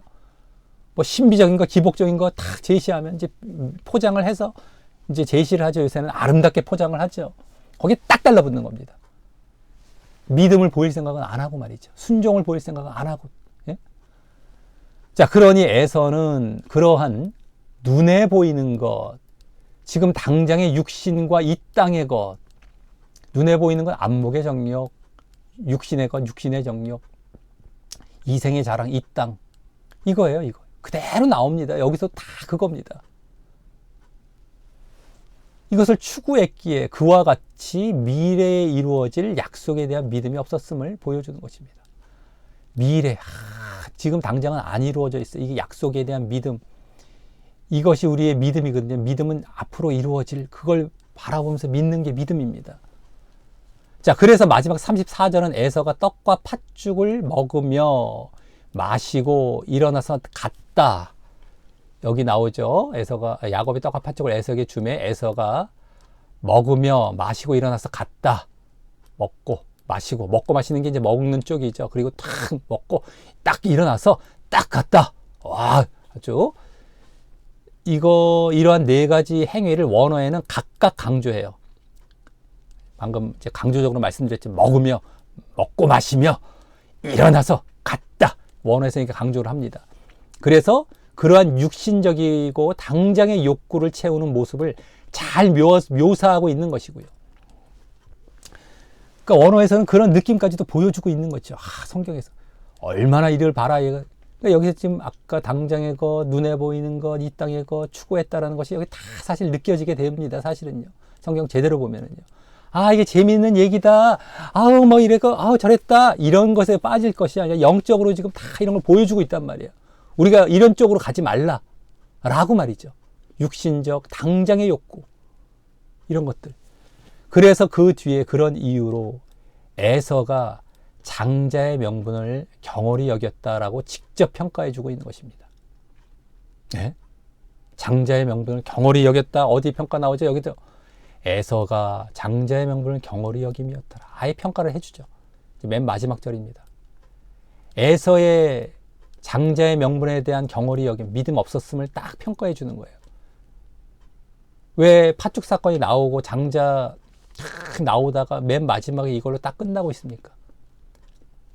이 사건이 재밌는 얘기 차원이 아니라 이러한 영적인 지금 이 에서의 잘못된 이것을 딱 지금 여기서 평가해주고 딱 가르쳐주면서 마치고 있단 말이죠. 그겁니다. 또 그래서 신약 히브리서 12장 16절에서는 이런 에서를 망령된 자라고 해석을 해주는데, 그 망령된 자라는 것은 원어상 불경건하다라는 의미로서 그가 하나님의 약속과 영적인 일에 관심이 없었던 자임을 더 잘 보여줍니다. 하나님의 약속, 영적인 일에 관심이 없었던 자임을 더 잘 보여줍니다. 여기 음행하는 자와 혹 한 그릇 식물을 위하여 장자의 명분을 판 에서와 같이 망령된 자, 여기 망령된 자 나오죠. 하나님의 약속이나 영적인 것, 이런 것에 관심이 없어요. 믿음이 없는 거죠. 영적이지 않고. 이런 에서와 같이 되지 마라. 그걸 두려워하라 라는 거예요. 또 보여주고 있습니다. 아예 그 에서에 대해서 이제 말을 해주고 있는 그러한 신약의 구절들이 몇 군데 나오지 않습니까? 대표적으로 여기 또 해석을 해주고 있는 거예요. 그렇죠? 자, 계속해서 마치게 되겠습니다. 자, 결론으로 넘어가서 이번 본문은 아브라함의 죽음으로 이제 이삭으로 중심이 옮겨가서 이미 암시된 그의 믿음이, 이삭이 어느 정도 믿음이 있었지만 암시되고 있었죠. 근데 아내 리브가가 자식을 잉태하지 못함으로 이 민족의 약속에 대한 이제 믿음을 시험받게 되었어요. 시험. 그렇죠? 이게 임신하지 못하는 그런 이제 사건, 상황으로 이제 하나님께서 이 이삭의 민족의 약속에 대한 믿음을 이제 시험을 하시는 건데, 그래서 시험을 받았는데, 또 이삭의 아내 리브가도 아들이 태 속에서 싸우는 고통을 통해서 나름 또 시험받는 상황 속에서, 그렇죠? 이것을 어떻게 할까라고 하면서 리브가까지도 함께 시험을 받는 그런 상황 속에서 둘 모두 하나님을 신뢰하죠. 하나님께 기도하면서 결국엔 나오죠. 민족의 약속을 믿고 기도해요. 여기 나오죠. 기도함. 민족의 약속을 믿고 기도한 것이에요. 다 약속을 믿고 기도한 것이죠. 하나님을 신뢰해서. 또 그에 대한 응답을 다 받았습니다. 이삭 쪽은 잉태케했죠. 임신케 했고 리브가도 그 말씀을 해주셨죠. 두 민족이 배 속에 있다라는 것으로. 자, 그래서 응답을 받음으로 약속에 신실하신 하나님을 분명하게 체험하고 하나님을 분명하게 체험합니다. 더 확고한 믿음 가운데 나아감을 먼저 보여주었습니다. 믿음, 아주 확고한 믿음. 이삭, 아버지, 오늘 야곱과 에서의 아버지 이삭과 리브가의 아버지 어머니, 이 분명한 믿음 쪽으로 더 나아감을 보여줬습니다. 리브가는 쌍둥이를 민족으로 표현하시는 것을 듣고서 하나님께서 더욱 민족의 약속에 신실하심을 믿으면서 말입니다. 이삭도 마찬가지고 리브가까지도 이 민족의 약속에 대한 믿음이 있었던 상황 속에서 그 말씀을 듣고 더 이제 민족의 약속에 신실하실 것이다. 분명히 민족을 이루실 것이다. 라는 것을 믿으면서 이제 이렇게 확고한 믿음 가운데 나아간 겁니다. 이후 쌍둥이 아들 에서와 야곱에게로 이제 초점이 넘어가서 이제는 그들의 믿음 또한 암시하는 모습을 보였습니다. 에서와 야곱의 믿음까지, 야곱의 믿음뿐만 아니라 에서와 야곱의 믿음까지 보여주고, 그래서 그 믿음의 대상은 민족의 약속, 이게 전체 흐름이란 말이죠. 계속해서. 자, 일명 팥죽 사건을 통해서 그들 중 야곱이 하나님의 그 민족의 약속을 믿으며 장자권을 소유하게 되는 모습을 통해서 그 믿음의 대를 이어가고요. 야곱이 또 하나님의 약속을 이어갈 자임이 암시되었습니다. 하나님의 약속을 계속해서 이어가죠. 그 민족의 약속에 대한 민족의 약속에 대한 그 약속이죠. 민족의 약속. 그것을 야곱 쪽으로 이어가는 겁니다. 민족이 야곱을 통해서 이게 생겨나지 않습니까? 그러니까 이삭의 바로 아들 야곱에서부터 야곱이 12아들을 낳고 12족속을 이룬 이스라엘이 이제 민족으로 드디어 탄생이 되지 않습니까? 그래서 뭐 오래 가지도 않았어요. 아브라함에게 주신 민족의 약속이 야곱 때부터 이제 본격적으로 보여진 겁니다. 그래서 이제 물론 이제 그 12형제가 12 이제 지파의 조상이 돼서 진짜 민족을 이루는 건 이제 모세 때 좀 가서 이제 이루어지고, 이제 땅의 약속도 나중에 그때 가서 이루어지지만 어쨌든 야곱 때부터 본격적으로 이제 보여지게 된 겁니다. 어쨌든 그 야곱이 그렇게 믿음 때문에 믿음의 대를 이어가고 그렇게 민족을 이루게 되는 그런 쪽으로 넘어가고 있었던 겁니다. 반면 에서는 어떻게 됐어요? 당장 눈앞에 이 땅에 또 육신적 만족을 좇으려 하는 모습을 보임으로 팥죽 사건에서 그 믿음과 약속 참여에서 멀어져 갈 것이고 말입니다. 믿음도 없었고 약속도 못 참여하죠. 에돔 나라로서 멸망합니다. 다 멸망으로 가는 거예요. 우리 개인적으로도 그러한 자가 다 멸망으로 간다는 것을 보여주고 있죠. 근데 뭐 개인적으로 했다고 개인 예정은 아니고요. 개인에서부터 출발해서 민족으로 나아가는데, 그렇게 해서 나중에 이제 민족을 아까 다 이제 그 예언했던 그런 말씀이었던 거, 우리는 그걸 해석한 것 뿐이고, 개인적으로 이제 시작을 해서 민족도 그와 같은 믿음 없는 민족이었던 거예요. 이스라엘이 믿음 있는 민족으로 간 것인데, 물론 이스라엘이 그렇다고 해서 완전히 믿음에 성공했느냐? 아니죠. 거기서 또 이제 남은 자만 믿음을 이어가지 않습니까? 다 멸망당하고. 근데 그 남은 자가 이스라엘이라는 명분은 이어가요. 그 민족, 나라는 이어가요. 그 나라가 어디까지 이어갑니까? 신약까지 이어가죠. 신약에 예수님을 믿는 자가 이스라엘이 돼요, 이제는. 그러니까 이스라엘이라는 약속은 계속 민족 약속은 이어져 가는 겁니다. 그 신약에서 예수님을 믿는 자가 영적 이스라엘이 된 겁니다. 그래서 그 민족을 이루어서 지금 우리가 다 영적 이스라엘이에요. 그 민족은 아브라함 때부터 주신 그 민족의 약속이 지금 우리에게까지 이어져서 이루어진 겁니다. 이루어지고 있는 겁니다, 지금. 그 약속이 신실하신 그것이 이제 로마서나 이제 또 다 해석이 되지 않습니까? 바울에 의해서 다 해석되어지고, 그래서 이면적 유대인이 아니고 표면적 유대인이 아니고 이면적 유대인이 유대인이다. 뭐 이런 말씀도 나오기도 하고 여러 가지 나옵니다. 계속해서. 근데 어쨌든 간에 그거예요. 우리가 개인적으로도. 그러니까 이스라엘이란 나라는 이어져 간 거예요. 거기서도 소수죠. 계속해서 남은 자가 돼서. 지금도 근데 예수님을 믿는 자가 그럼 다 구원받느냐? 아니죠. 그 영적 이스라엘에 다 들어가냐? 아니란 말입니다. 지금도 그 중에 남은 자가 또 있는 거예요. 예수님을 믿는 믿음 안에서. 근데 그들이 영적 이스라엘을 이루는 건 분명하죠. 그렇게 지금 계속 이어지고 있는 것입니다. 자, 그래서 이번 예정론 구절인 23절에서 이 족속이 저 족속보다 강하겠고 큰 자는 어린 자를 섬기리라 라는 그 말씀은 이게 이번 예정론 이제 억구와 구절이 되는데, 창세전 개인적인 선택과 유기가 아니라 하나님께서 그 둘의 믿음을 미리 예지하신 거예요. 미리 다 내다보신 거예요. 믿음을. 개인적인 선택과 유기가 아닙니다. 그래서 누가 민족의 약속을 이어갈 것이며, 그래서 야곱이 그 민족의 약속이 되는 이스라엘 민족을 이루어서 에서가 이룰 민족인 에돔 민족보다 강하고 또 섬김을 받을 것임을 예언하신 것입니다. 믿음을 예지하신 것이지, 믿음도 예지하신 것뿐이지 믿음을 넣어주시는 게 아닙니다. 나중에 쭉 봤더니만 이렇게 되겠구나 한 것이지, 예정하셔갖고 믿음을 넣어주시는 이건 아닌 거예요.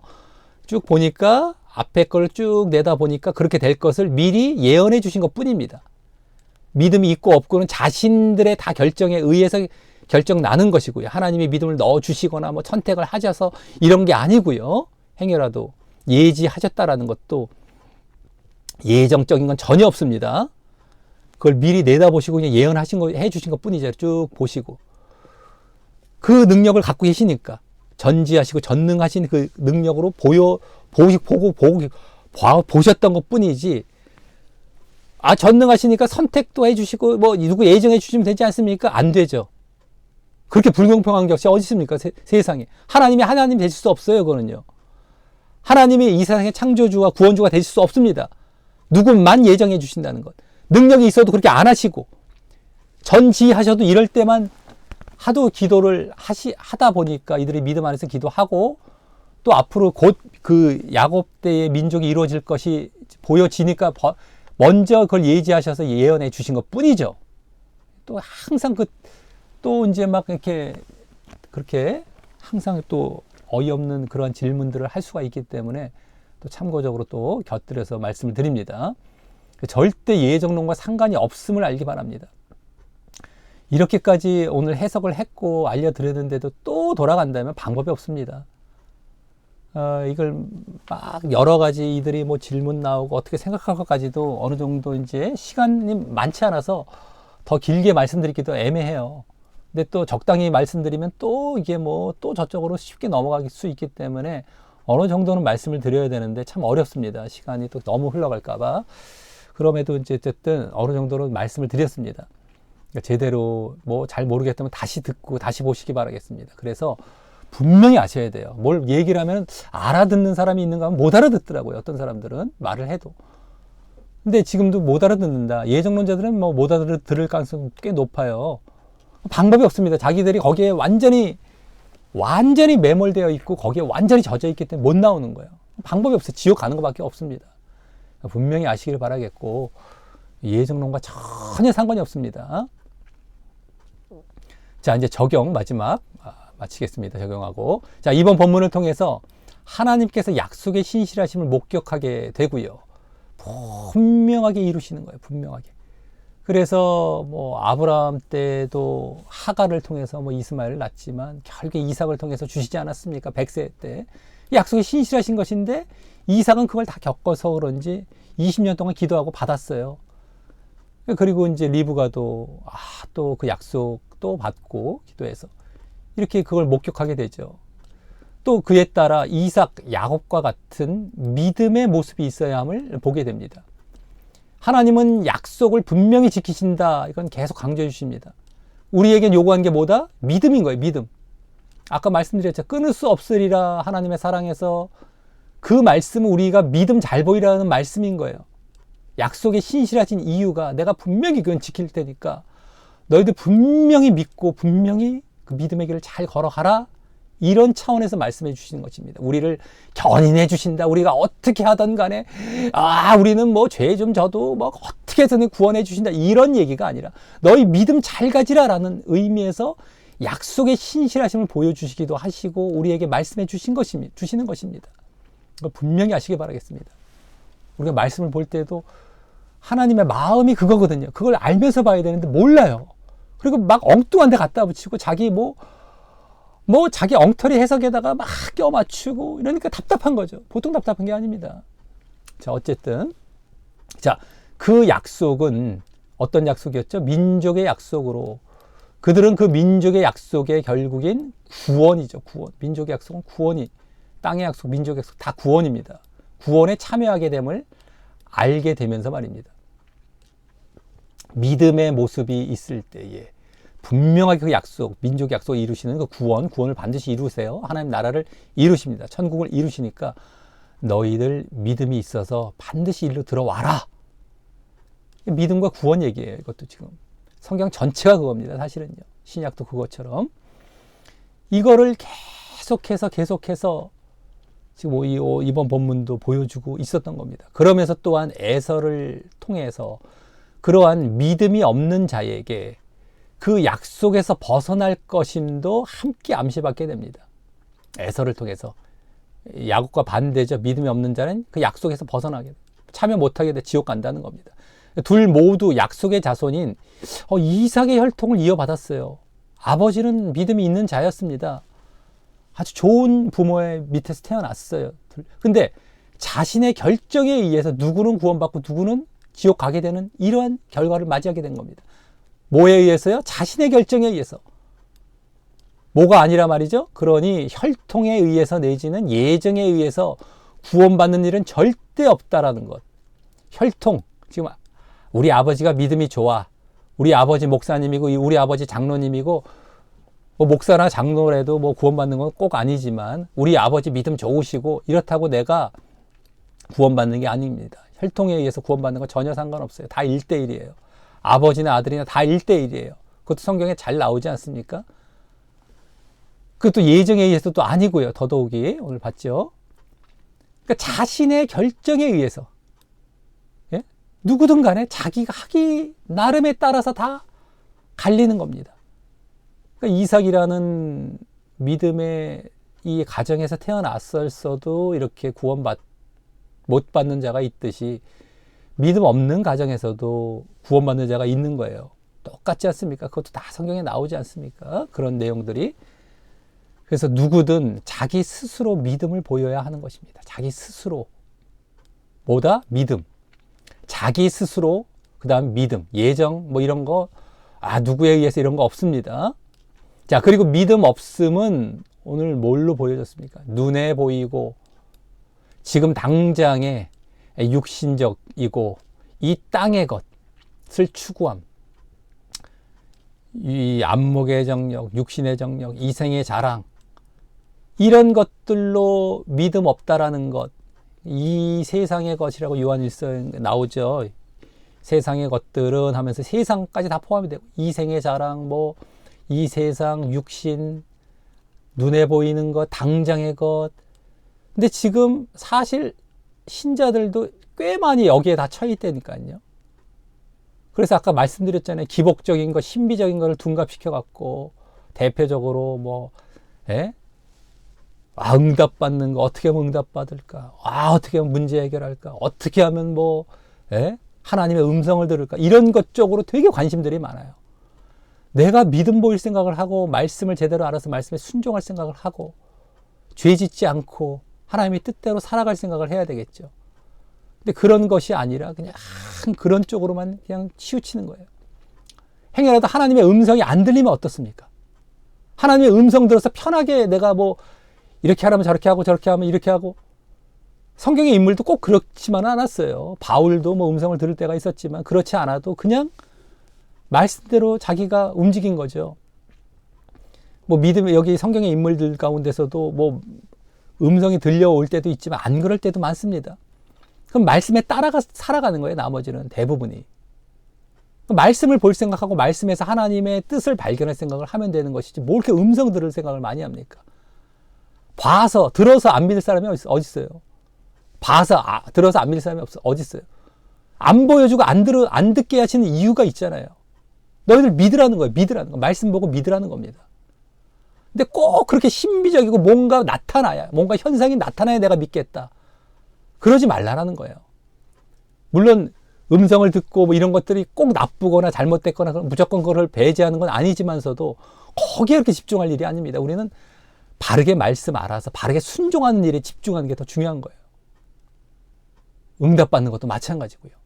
하나님이 뜻대로 행할 때 하나님께서 응답해 주실 때 응답해 주시고 덤으로 먹고 사는 것도 해결해 주시고 길을 열어 주시고 이런 것들을 해 주시는 것이지 뭐 거기 자체에 막 그냥 매몰돼 갖고 그게 다 중심이 돼 갖고 이런 거거든요. 믿음 없는 모습이 되거든요. 결국에는요. 그러니까 하나님을 갖고 놀고 이용해 먹는 것이죠. 그런 것들 어쨌든 이렇게 이런 것이 믿음 없는 모습의 대표적인 모습으로 나타났고요. 또 그러면서도 끝까지 회개하지 않아요. 아까 에서도 끝까지 장자권 팔아놓고도 회개 안 하고 끝까지 자기가 잘못됐다는 걸 몰라요. 그냥 동생만 탓하고 나중에 이제 글로 갑니다. 그리고 동생을 사기꾼, 야곱을 사기꾼화 시켜놓은 걸 지금까지도 많은 신자나 가르치면서 갖다 쓰고 있잖아요. 얼마나 자기가 지금 에서의 자리에 있기 때문에 그런 모습이 보여지는 겁니다. 사실요. 더 깊이 들어가 보면 사실 그런 거예요. 에서의 자리에 웬만한 신자들이 있기 때문에 그러한 상태로 그대로 에서의 의견을 받아들이고 있는 겁니다. 다 예정론이 뒤에 또 깔려 있고요.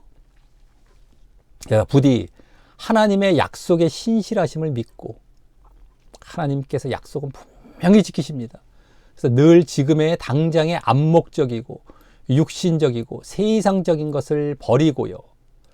하나님의 약속에 대한 믿음을 보여야 돼. 믿음을 보임으로 구원에 들어가게 되기를 소원합니다. 이 믿음이라는 것은 아까도 이제 흔들리지 않습니다. 끝까지 그냥 에서도 20년 동안 기도도 했죠. 계속해서 우리가 약속이 당장에 뭐 응답이 나타나지 않아도 하나님 약속 바라보면서 말씀대로 그대로 믿고 순종해 나아가는 겁니다. 계속해서. 그래서 그런 자가 이제 구원에 들어가는 그 모습 보이시길 바랍니다. 예정론은 전혀 아니고 예정론이 뒤에 있어갖고 막 그냥 야곱을 사기꾼화 시켜놓고 말이죠. 우리는 잘못해도 막 속여도 예정에 의해서 뭐 구원받는다 이런 것 쪽으로 가지 마시고 믿음 잘 보여 나아가시길 바라겠습니다. 당장 것, 육신 것 이런 거 다 버리셔야 돼요. 당장 뭐 이런 것들 눈에 보이는 것 이런 것들 추구하는 것 버려야 됩니다. 말씀, 기도 이런 걸 통해서 이게 다 극복이 되죠.